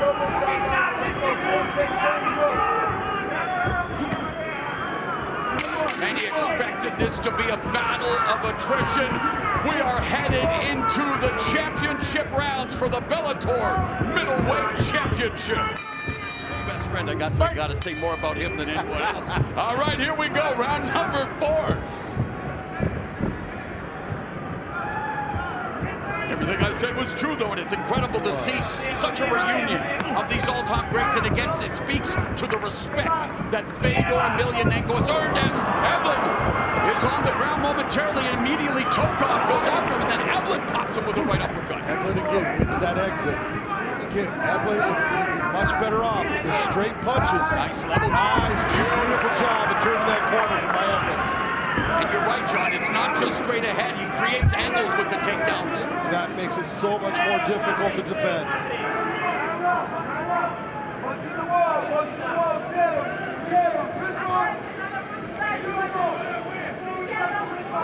Right now, if you're Anatoly Tokov, you got off of that stool, you had your minute break. Now you're having a guy with all that weight, 200 pounds basically, crushing down on you. And after all that work, it tires you out faster, it's wearing. Eblen does have one submission victory, the guillotine choke against Raymond Carter back in 2018, and there is a man we talked about how important he has been to the maturation process of Johnny Eblen. That is King Mo. Eblen calls him his big brother and his #1 hype man. Well, he's the one running the controller on the human cheek. And that's the guy who christened him with that nickname. And so, again, when you know, the old cliche, well, it's a cliche because it's true, iron sharpens iron, and both these fighters have a lot of iron in their calves. Tokov really needs to work to get back to his feet. He cannot stay in his positions. The fight is starting to slip away from him. Johnny Eblen's starting to take over. When I talk about that RPM level that he's able to maintain compared to his opponents, this is what I'm talking about. He pushes you past that point, your comfort zone is gone. Beautiful back return. Tokov looks to turn into Eblen, and absolutely right, John. As always, the pressure, the pace. Johnny Eblen's gas tank is very big, and he's really continuing to utilize that wrestling continues to break down Anatoly Tokov here in the penultimate round. Now 6 of 11 in the takedown department for Eblen. Very sweet job. You saw Johnny take that right hand, bring that ankle away from him. That brought Anatoly back to the mat. Brings the knee up. Anatoly has got no answer right now to get rid of the hands of Johnny Eblen. Can't break the hands, and if you can't break the hands... Oh, another elbow strike and a jab to left, and another level change, and another takedown. But it's Tokov trying to find a way to neutralize Johnny Eblen. And of course, at this stage of the fight, bodies are slippery, so any submission attempt will be that much more difficult. Well, a lot of people are going to look and think, well, he's got a guillotine. This is not a guillotine. He has no legs engaged in this. There's no way that he's going to get any kind of choke right here. Right now, basically, he's trying to control the posture and position of Johnny Eblen.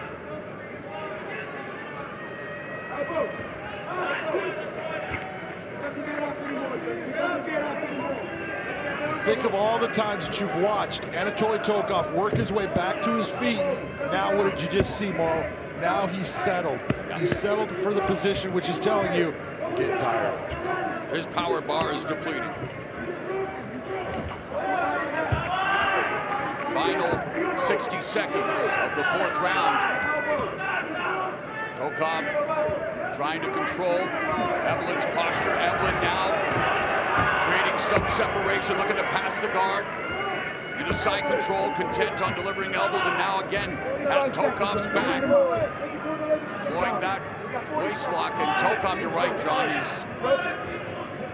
muted in his recovery here, just accepting his fate at this particular moment in time. Yeah, at this point, he cannot figure out how to break the hands, stop what Johnny Eblen's doing. Every time he gets to a position where he gets himself back to his feet, Johnny switches it up, opens up, lands the shot, goes back for the takedown, or just takes and elevates him up, and Matt returns him.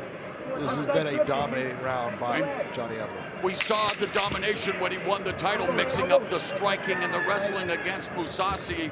He's a complete package, and Eblen exploding. Again, the level change, looking for the single leg. 5th and final round coming up. You can't protect yourself, and right now, Anatoly Tokov is facing it. 5th and final round. Johnny Eblen firing up the crowd here at the Kia Forum, just outside of Los Angeles in Inglewood. It's a suburb of LA, and Anatoly Tokov he's bouncing up and down, trying to summon that inner warrior, trying to find a way to get back into this fight. And how do you have it? Well, on cue, John, there's the scorecard. Look, I'm being honest, I had the second round going towards Tokov until that knockdown with the elbow. I've got Johnny Eblen in a shutout right now. He is starting to take over this fight. He's dominating. Eblen says his goal is to clear out the division. He said he is going to be the GOAT, and the more you talk to him, the more you believe him. Self-confidence is everything.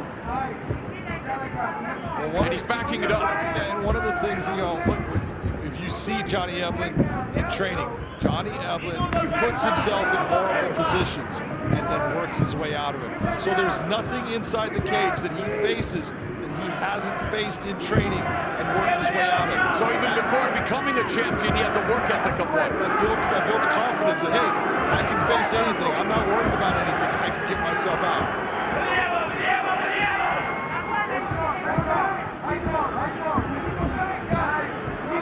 Right now, Anatoly, he needs a home run, man. He needs to land that big right hand. 17 of his 31 wins have come via knockout. Last one in his last fight when he destroyed Muhammad Abdullah at Bellator 282. The same night, Eblen became champion, so they're on the same schedule.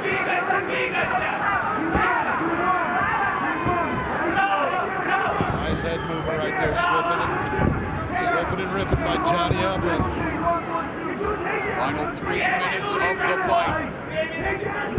And Eblen again shoots in for the takedown. And records. Big time takedown right there.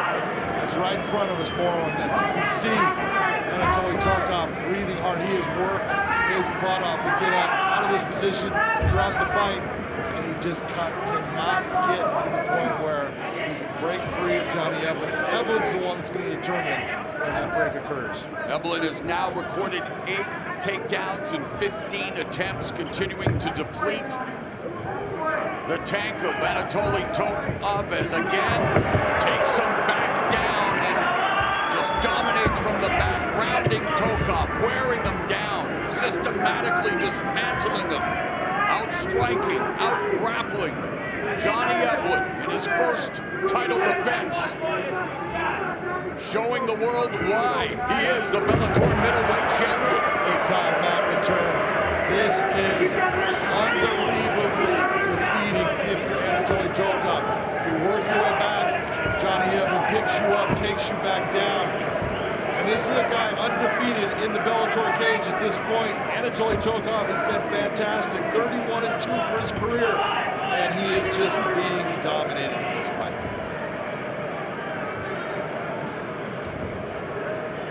Eblen tenderizing the right leg of Tokov, adding insult to injury here, continues to just drive the knee, and now Tokov able to come back to his feet, but I believe that Eblen probably allows him just so he can do the mat return again.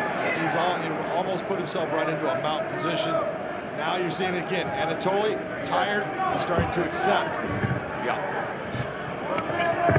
Struggling against the uber-aggressive Johnny Eblen, all over the #3 ranked contender. Bloodied up his face, battering his body, taking away his foundation with those knees to his legs. Johnny Eblen has demonstrated a little bit of everything that makes him an undefeated fighter in the best of 185 in Bellator. Johnny Eblen. What a belly-to-back suplex, a German suplex by Eblen, and yet Tokov again gets to his feet, but that was impressive. And even equally impressive is that Tokov is now going for the choke. It's incredible.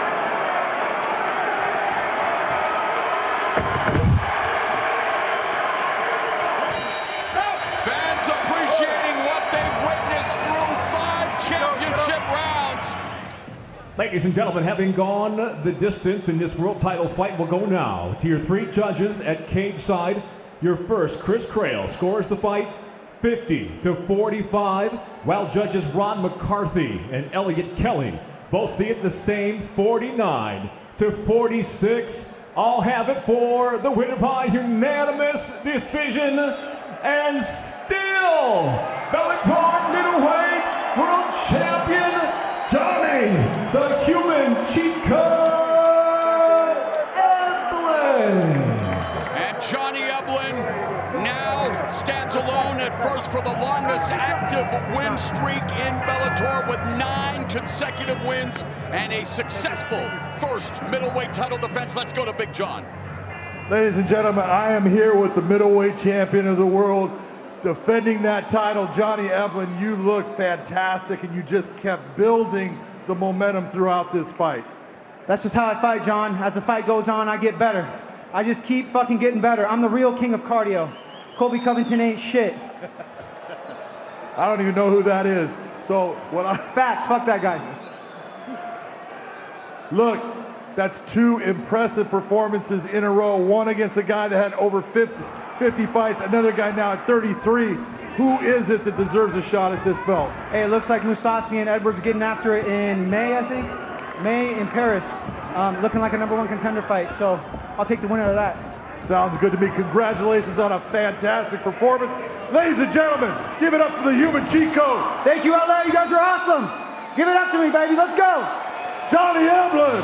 And on that note, Big John McCarthy, let's go to the numbers, the tail of the tape for our main event for the Bellator Middleweight World Championship. Yeah, if you're going to look at anything, you got to look at that reach advantage. 79.5 is a massive reach compared to 74 inches, and Fabian uses it very well. Is it going to be the difference here, or does Johnny crush with pressure? From Johnny Denver to Johnny Eblen to, well, Michael C. Williams, as we are set. Eblen versus Edwards for all the gold. Bellator MMA tonight from Dublin, Ireland, live on Showtime. Inside 3 Arena, the time has come for the main event of the evening. 5 5-minute rounds for the Bellator Middleweight World Championship. Sanctioned by the Mohegan Tribe Department of Athletic Regulation, Chairman James Gessner, supervising at cage side, Director Mike Mazzulli. And now, first introducing the blue corner. At 6'1", weighing in 185 pounds even, the #1 ranked contender in his first world title fight, enters with 12 professional victories, 2 losses, fighting out of Birmingham, England, presenting the challenger, Fabian, the Assassin Edwards. And across the cage, the champion tonight fights out of the red corner. At 6'1", weighing in 184.6 pounds, in his second defense of his world title tonight as a professional. He stands perfect at 13-0 by way of Kansas City, Missouri. He's fighting out of Coconut Creek, Florida, USA. Ladies and gentlemen, the undefeated, reigning and defending Bellator middleweight world champion, Johnny Pressure Eblen. And at the bell, the referee in charge, Brian Miner.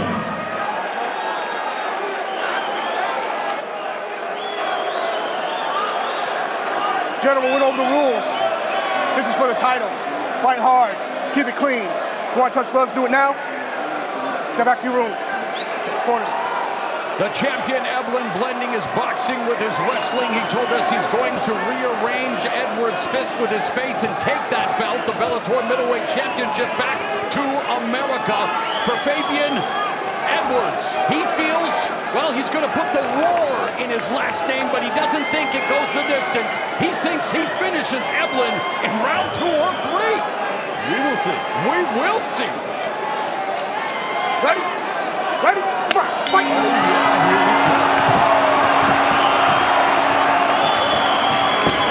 And immediately Eblen with the high kick blocked by Edwards. Of course, it was a dramatic final pound left hand kick that gave Edwards' brother Leon the thrill of a lifetime. Edwards looking to equal that. And for their mother, Frona, we talked about at the start of the show, she is watching at home in England on TV. She cannot be live. She gets too nervous. And even when she's at home watching, they send them film after the fight showing how grateful she gets watching her kids compete. Notice how he has taken control of the cage. He's the one that's dictating where the fight's going to take place, and he has Johnny Eblen moving. So that Johnny's moving to the right side of him, and that's away from his power. That's a spot there. Edwards, a slick southpaw sniper, does a lot of work with that left kick, and in fact, Eblen moving forward, he's starting this fight orthodox. He had amazing success as a southpaw when he dethroned Gegard for the championship. He can fight both stances. That's what I'm saying. Wrestlers get used to having. And now he is. That's why Johnny goes to that southpaw stance. It's a good place for him to shoot also. So you're going to see it moving back and forth. Eblen punctuating both of his last 2 fights with German suplexes in the final round. Did it against Mousasi, did it in his first title defense against Anatoly Tokov on CBS this past February. And those in his corner, the pressure cooker that is American top team field, that already he is the best middleweight on the planet, wants to cement that status tonight. And he has a lot of respect for Sean Strickland, who he's sparred with in the past. A lot of the reason that GT feels the way they do about Johnny Eblen is the way that he trains and the positions that he puts himself in training, the bad positions. He always puts himself in those places where you don't want to be. Figure out, how do I get out of it? How do I make it work for me? That's not easy.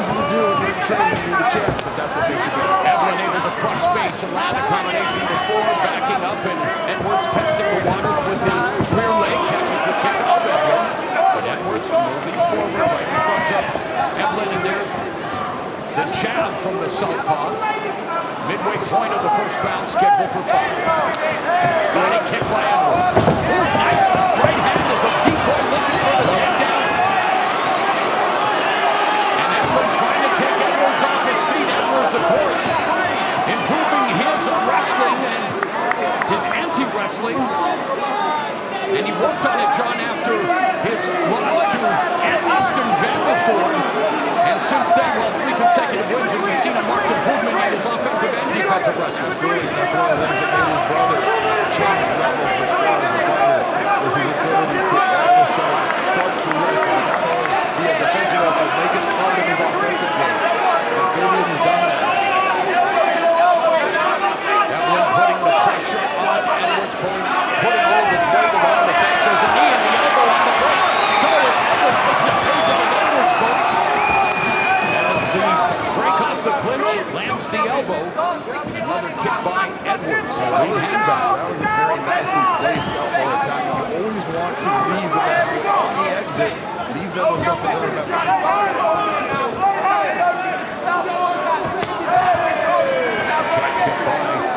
Edwards to the lead leg of the southpaw Eblen. So Eblen now fighting from the southpaw stance. And of course in MMA, John, you blend your stances nowadays. Everyone's a switch hitter, or maybe should be. A lot of people working on going both, and you have to.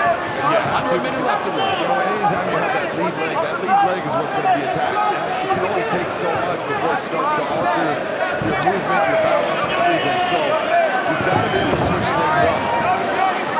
I'm really impressed that Fabian has decided to, I'm going to make it to where I'm not going to move back a lot. Now, he moved back, obviously, on the takedown attempts and things like that, but in this stand-up, he's not giving ground. That is a good sign, because he's saying, I'm going to match your pressure.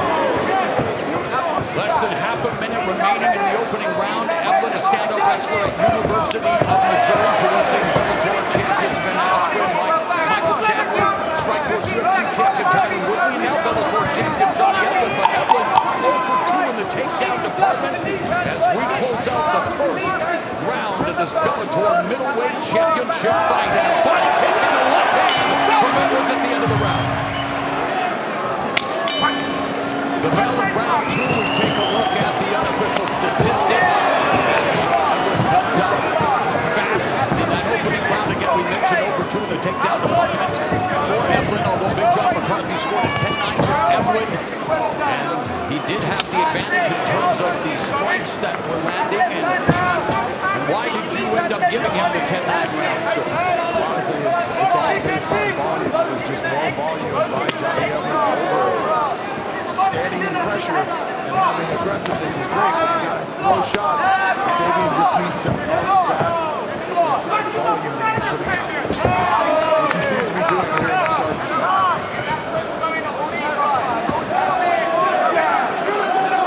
Eblen, as we mentioned, had never lost a round unanimously in 13 pro fights. That was a close first 5 minutes, but Eblen having the advantage in terms of the striking. And absolutely was close. There was not much difference between it, but Eblen landed the better strikes with more up than out. I'll give it that I thought that I was thinking that was like a lot of good kicks to the legs of Eblen. That's really well done. Oh, shot fire side and Edwards lands on his Houston before he pops back up.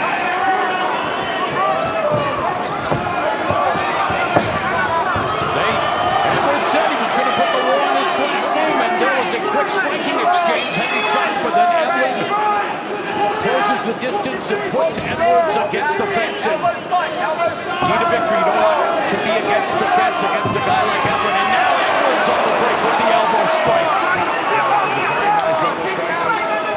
Fabian's doing a good job with his left hand when he gets him tight. He's not using a lot on the outside with the range.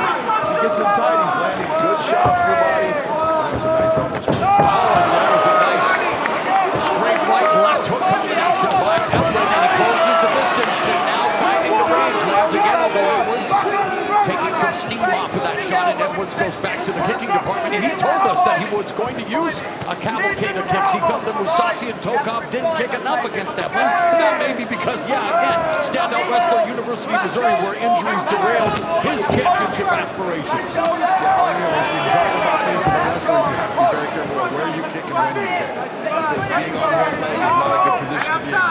wrestler. So if Edwards believes that he can do that, you know, it's a great tool, and he's got a fantastic left leg. So I want to see him put that to use.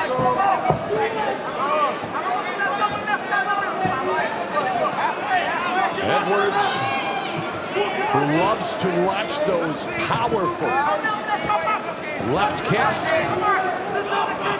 Just over 2 minutes left here in the second round, and Edwards establishing the jab again. Has that reach. Advantage on Eblen. Eblen shoots, naked shot, able to trap. Edwards down, but Edwards, and that's the other thing we've seen throughout his career.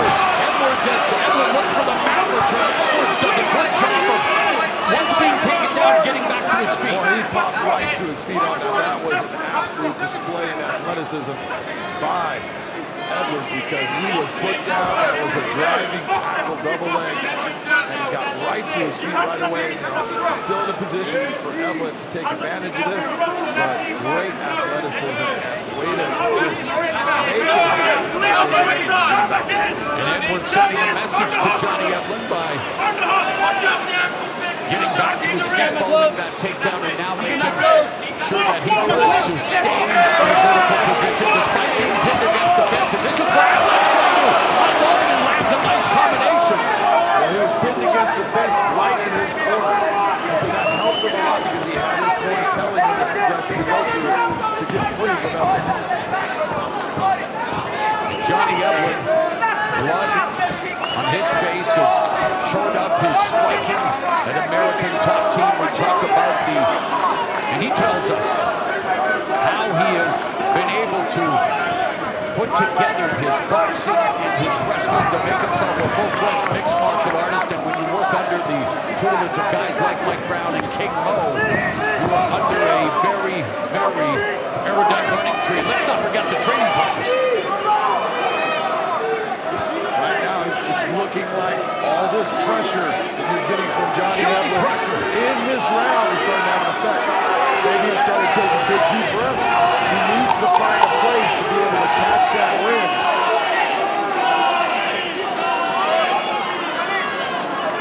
We are through 2 rounds.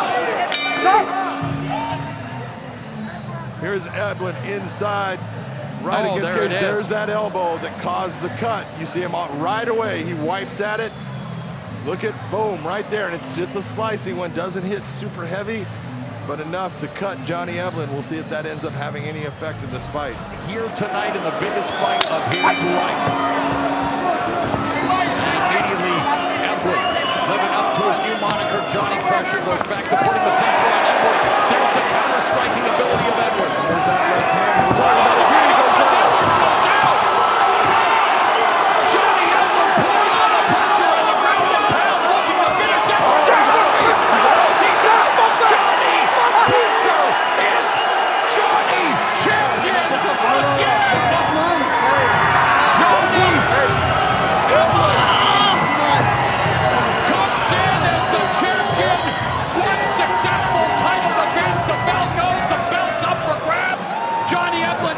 So fast, I'm taking the belt home to America.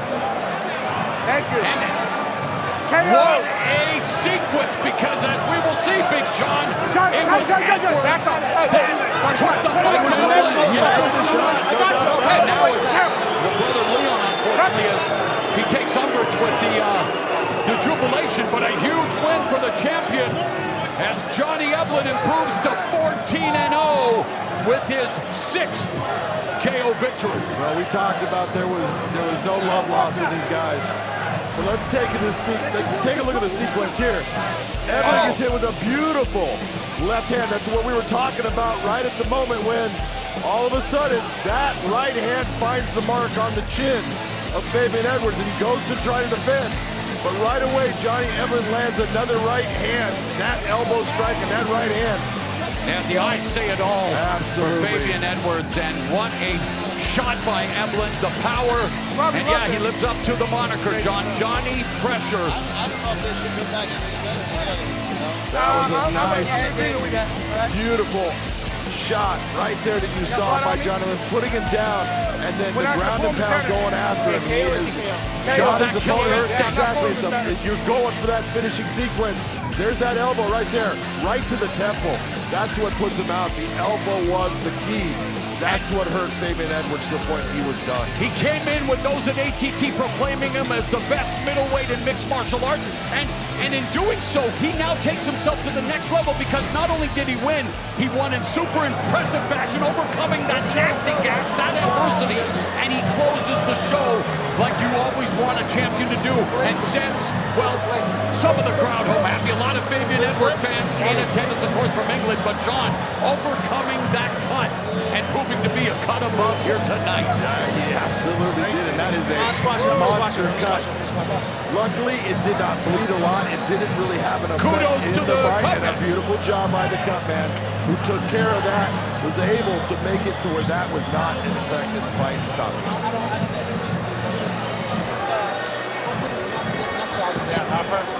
Appreciate it.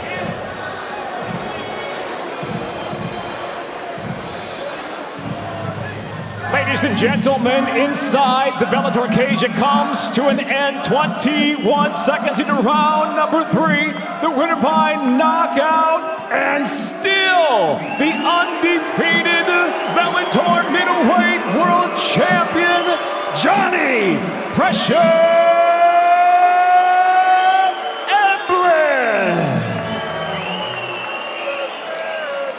A monster performance for Johnny Eblen. Let's go to Big John McCarthy, who's going to tack to the champ. Looks super beautiful with this big cut. He got some tricky elbows, man. I'm here with middleweight champion Johnny Eblen. You just defended your title for a second time. That fight started off a little slow and kept building and building. And then you received that cut. Did that cut change something in your mind that I have to get this fight over now? Part of me was like, yeah, I don't know how bad this cut is. It feels pretty bad. So, I just stuck to the game plan, what my coaches were telling me to do. I didn't really change much. I just go in and I fight, man. I don't really think too much about it. You came out, he took the middle of the cage, and you were the one circling at the beginning. Was that a surprise to you? But then you did start to use your pressure to change where the fight took place. Yeah, early on, we wanted to kind of move our feet, stay on the outside, land some kicks, land some punches, see what he had for us. After the first, I felt like I could strike with him. Problem was, though, out of the clinch, I wasn't coming out safely, and he landed some pretty nasty elbows. That's why I got my cut. Yeah, man, this is how the fight game is, though. You know, you can't expect anything to happen going your way all the time. Were you surprised by his defensive wrestling up against the cage? Yeah, it's pretty good, man. He did really well controlling my wrist. Did well popping up, but over time, I'm just gonna wear, like, it's gonna be harder and harder every time to get up. Did you see that kind of happening at the end of the second round? I kind of thought he started to get just a little bit tired as the round was coming to an end. He was getting a little bit tired, and he thought I was gonna turn into a wrestler, but I can still strike, man. I can strike for 5 rounds. I think I'm one of the best in the world, if not the best. I can strike, I can wrestle, I can grapple, I can do it all. There's no doubt you're one of the best in the world. Congratulations on defending that title. Ladies and gentlemen, give it up for the middleweight champion of the world, Johnny "Pressure" Eblen. There's Impa Kasanganay and Johnny Eblen, and the tail of the tape says, Johnny is 2 years older, 1 inch taller, has a reach advantage of 1 inch on both arms and legs.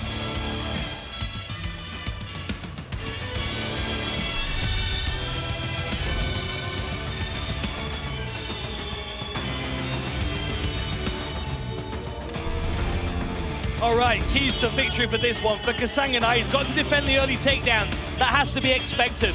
Punches in bunches, it's usually the 3rd, 4th or 5th shot that lands for Kasanganay, and attacking the body always opens up his opportunities.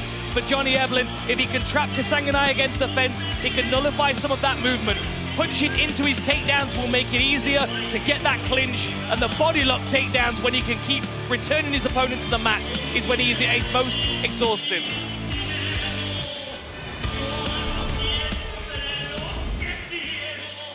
Andy Shepard, take it away. The following fight is scheduled for 3 rounds of action in the middleweight division. And the winner will be awarded the Super Belt. Introducing first, fighting out of the blue corner and representing Bellator, He's a wrestling specialist and stands 6 feet 1 inches tall. He weighed in officially at 185.5 pounds and holds a perfect, undefeated record of 17 victories and no defeats. Fighting out of Coconut Creek, Florida by way of Kansas City, Missouri, he is the reigning Bellator middleweight champion, Johnny Pressure Eblen!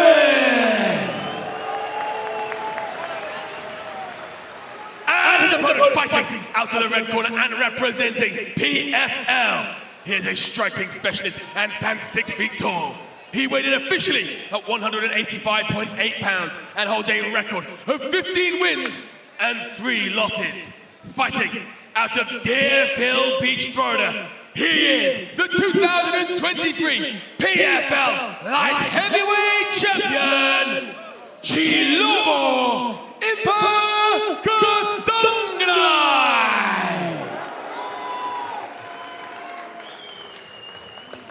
Referee in charge, Brian Miner. Brian Miner oversees the co-main event action.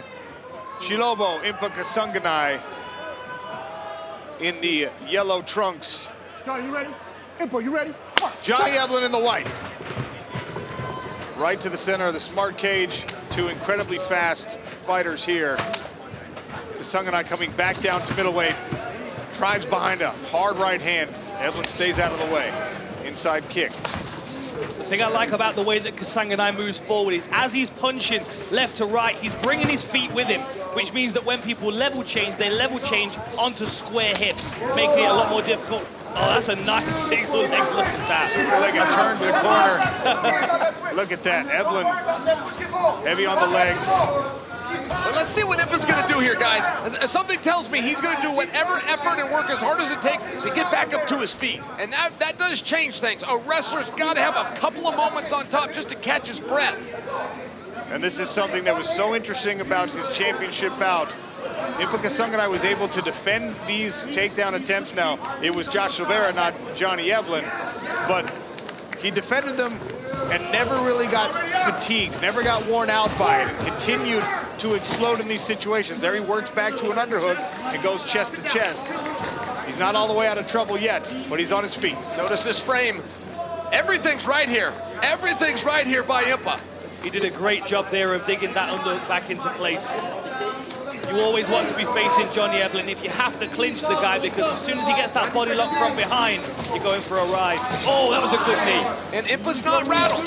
He's not discouraged. He's already put that behind him and compartmentalized. I can see it on his face and by his eyes. Put your right hip on the cage. I can't imagine the situation where Kasanganay would show any kind of emotion on his face like he's rattled. Now he's a very, beautiful movement. A very calculated, intelligent, quietly spoken individual. Knows how to hide his cards very well.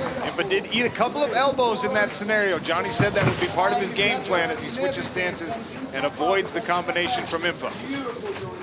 Now the danger from Eblen now is that because Kasanganay has had to go through that process of getting back to his feet, the threat of the takedown could really open up strikes for Eblen. Good length on that Eblen jab. He goes back downstairs with a leg kick. Impa's already slowed some of the bouncing of his posture here.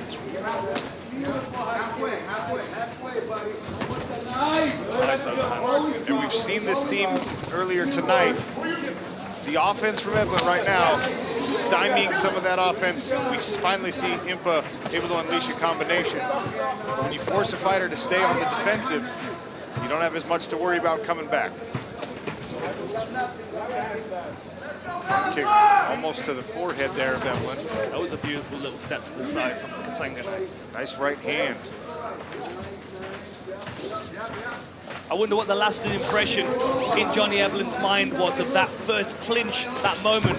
Did he think, my goodness, this man's incredibly strong, very difficult to control? Well, one of the things that we talked about with Johnny Eblen in the fighter meetings is that his cardio is so incredible, and he will pressure you until you break. I mean, his nickname is pressure. But Impa Kasanganay appears to have removed that as a possibility these last couple of fights with the level of conditioning he's come into the cage with. So what happens if Johnny Eblen is trying to wear you out and he's not able to? We might find that out tonight. Nice jab from Impa. And sometimes athletes at this level of conditioning require the 25 minutes to make fatigue a weapon. In 15 minutes, I don't know as either of these guys are going to get tired.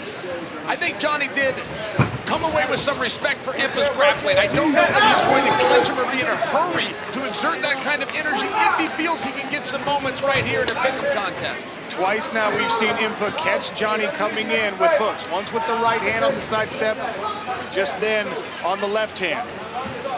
Both fighters starting to get reads off one another. Second time we've seen him try that front kick right up the middle, Dan. And that's a great deterrent for a level change as well. We remember what Henan Fajeda did to Jones as he level changed onto that shin bone. Good head movement as well by Kasanganay. Oh, that was a good cross. Beautiful right hand there from Johnny Eblen. Good level change underneath the jab there from Impa. Impa's starting to get comfortable, fellas. Yeah, he's starting to loosen up a little bit. He really is. Beautiful body shot, straight right. Uppercut, traded for a right hand. Hey, Impa's about to steal this round. Johnny's got about 10 seconds here to do something fast and lead the judges. Nice check hook again. Impa now with the pressure. And then he turns that angle. Flying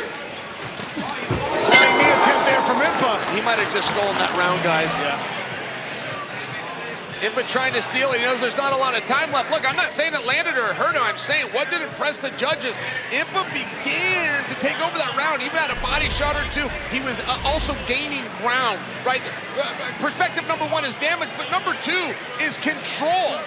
Impa Kasanganay, Johnny Eblen, round number two, body kick, and then a combination from Impa, who comes out much more aggressive here in the second frame. Oh, combination! Impa drops Eblen! Eblen trying to wrestle out of it here, grabs onto that single leg. Impa heavy on the sprawl, got that chin strap. Got to free himself from that body lock though. Eblen's still dangerous even when he's rocked. Beautiful. Oh, Impa with another uppercut. Finished with the uppercut, and now he's got the neck of Johnny Eblen is cranking. Impa Kasanganay, furious start to round two. Wobbles Eblen. He's got Eblen on the back foot here early. Beautiful slip to a body shot. Nice level change by Eblen though. This is going to buy him a moment. But if Kasanganay can get free here, that can really shake the confidence of the undefeated fighter. Remember, elbows are allowed here, so Johnny Eblen's going to have to be careful about keeping his head out on the side. Impa tried the flying knee as deterrent to this wrestle. There's the Uriah Faber knee there. He doesn't like it. Stay heavy. Good job. This is exhausting as well. And look at Eblen's toes. He's only just postured into a position where he can start to now be offensive. And look at the way that his chest is heaving as his body. I mean, that's not a good wrestling posture. Impa Kasanganay staying heavy on the head, making Johnny Eblen carry that weight, and he steps out of another attempt here. Combination, Impa hammering away, eats an elbow from Eblen, but they continue to swing against the small cage barrier before clinching. Impa's fought at 205 pounds and had a lot of success. We're seeing that size. We're seeing that strength right now. We're also seeing the fatigue of the weight cut is behind him. This is a guy that did everything right. No, these wide. It was a clubbing right hand from Johnny Eblen that came over the top there. He's backing on the legs, but again, he's not in an offensive posture. He's in a hold on and gather my senses posture right now. And if Kasanganay can start to use some of these chopping elbows, these Travis Brown elbows into the side of the head, that could really force Eblen to start to move. He drops the kick. Elevation here. Johnny Eblen got both feet off the ground for Impa for just a second, but there's that chopping elbow again. Eblen is very good at buying himself a little bit of space, framing out and hammering that into the side of his opponent's head. Appears to have recovered from whatever punching combinations landed and maybe wobbled Eblen a little bit early as we're halfway through round number two. And halfway through the round, right in the middle of the fight here. So we go back to what Mr. Sonnen was saying a moment ago. If Kasanganay won the end of that last round and stole it on the scorecards, what is this round looking like on the scorecards as well? I know, of course, he's in a defensive position here, but very little scoring is being done by Eblen. Johnny loves that suplex. Impa can't give him the belly to back, and he knows it, trying to grab a Kimura grip on Johnny Eblen's left arm. My biggest comment to what we're seeing right now by Eblen is good for him. He did not get frustrated with the takedown. Even though he hasn't done a lot to secure them, he's going back to them. He's going back to what he knows well. He's trying to win this fight. And you see, many guys, they check out early. Eblen is still in this contest. Absolutely. He's not undefeated for a reason. He knows how to win fights, even when he's on the back foot like he was against Fabian Edwards. He knows how to recover. This is not a good position for Impa. He could potentially be caught in a twister here. I know we don't see them very often, but Eblen's got the right control on that right wrist of Impa Kasanganay. Impa's going to try and get his left hip elevated. Johnny Eblen rides over. And the thing is, this marauding, balling style that Eblen's got, you don't even have to be fully conscious to be able to do it. He's working on instinct a lot of the time here. 1 minute left in round number 2. A very interesting frame so far. Can Eblen use this last minute to really score some points? Because the early part of this round was all Impa Kasanganay, was just going for the lockdown here with those arms.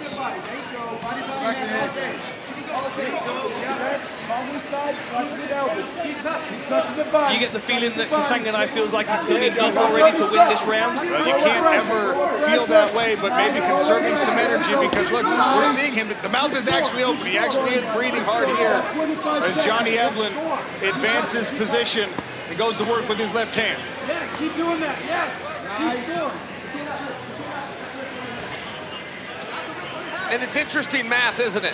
Whether he thinks he's done enough and that's why he's conserving, or if he realizes, I've got to win the next one and therefore I need to conserve. So it's always interesting to hear the corners speak in between rounds.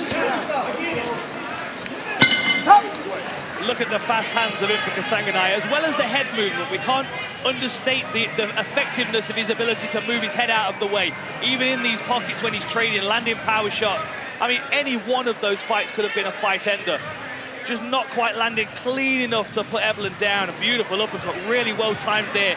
That to me seemed like the most consequential of all of the shots in that round.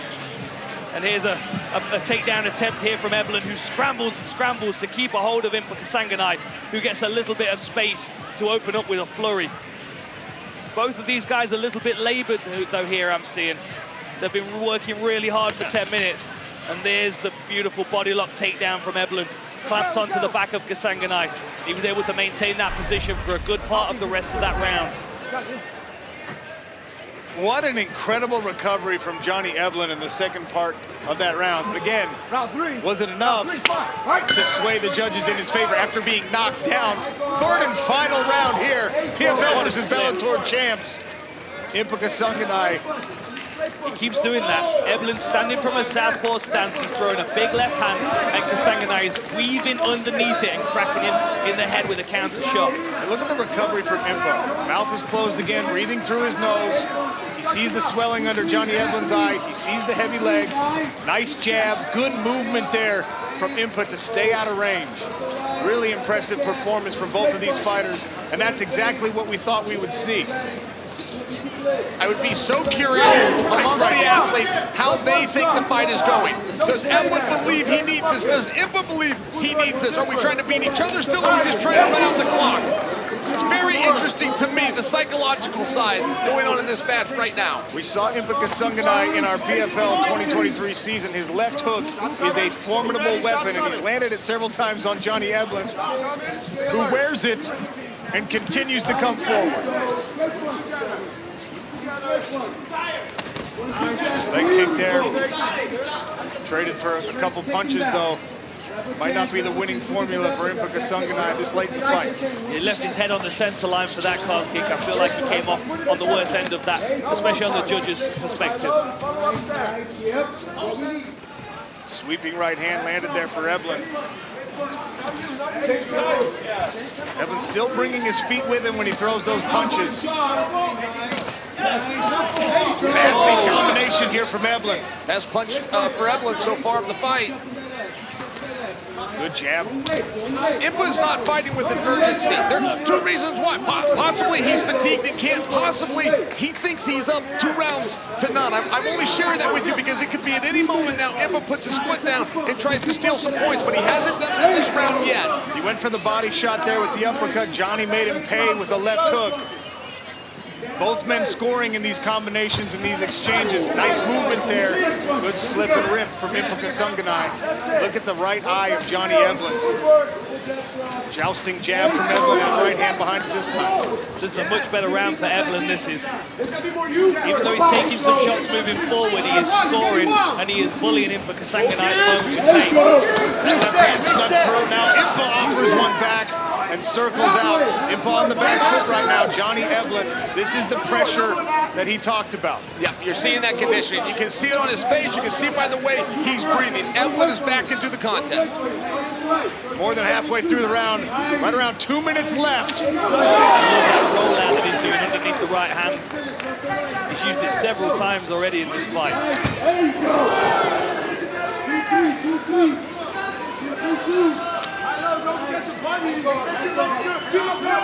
Big John McCarthy, rules expert, legend in the game, has great insight on how these fights are supposed to be scored. John McCarthy, who's winning this fight right now?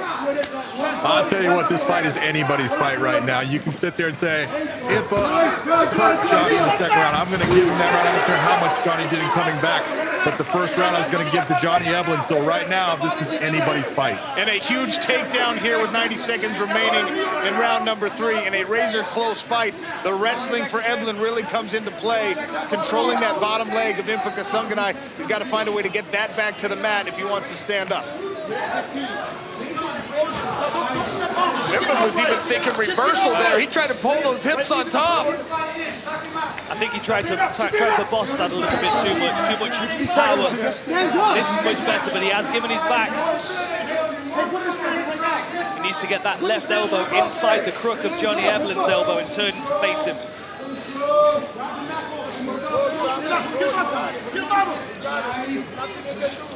High rock here from Johnny Eblen. Now you can see the fatigue on Impa's face. Eblen going for the choke late.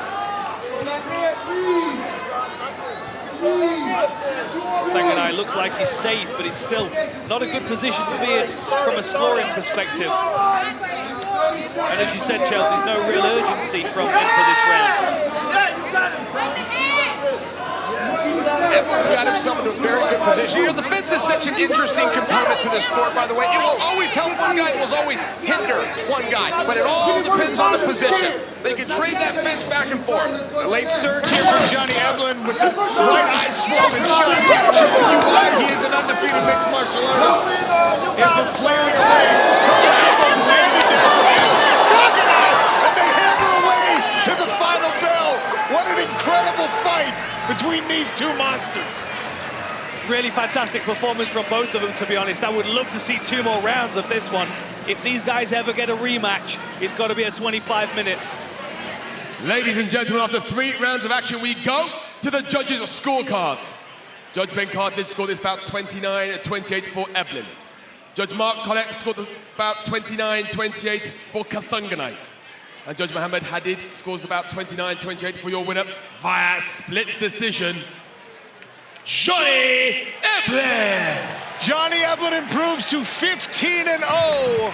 Ladies and gentlemen, I am here with your winner, Johnny Eblen, still undefeated, Bellator champ, the super champ as well. He's got the belt with the ring and everything. Tell me about that fight. Hey man, it was a close fight. Second round, he caught me, and I had to fucking show up and be a champion. So it is what it is, but sometimes you're gonna get knocked down in life. You gotta fucking get back up and get back in there and fucking win it.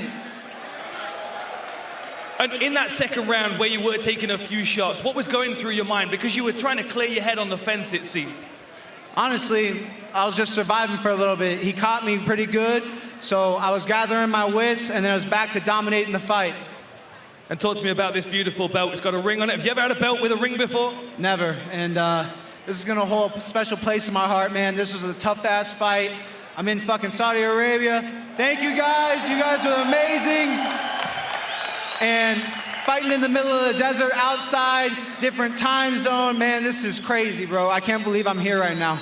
Congratulations, my friend. That was a fantastic performance. Ladies and gentlemen, make some noise for the super champ, Johnny Eblen! Give it up to Johnny Eblen! Look at this, come on. This production is second to none. Look at him, he's on his throne. I gotta tell you, I'm so envious right now. This is what every young fighter dreams of, but it happened successfully for Eblen.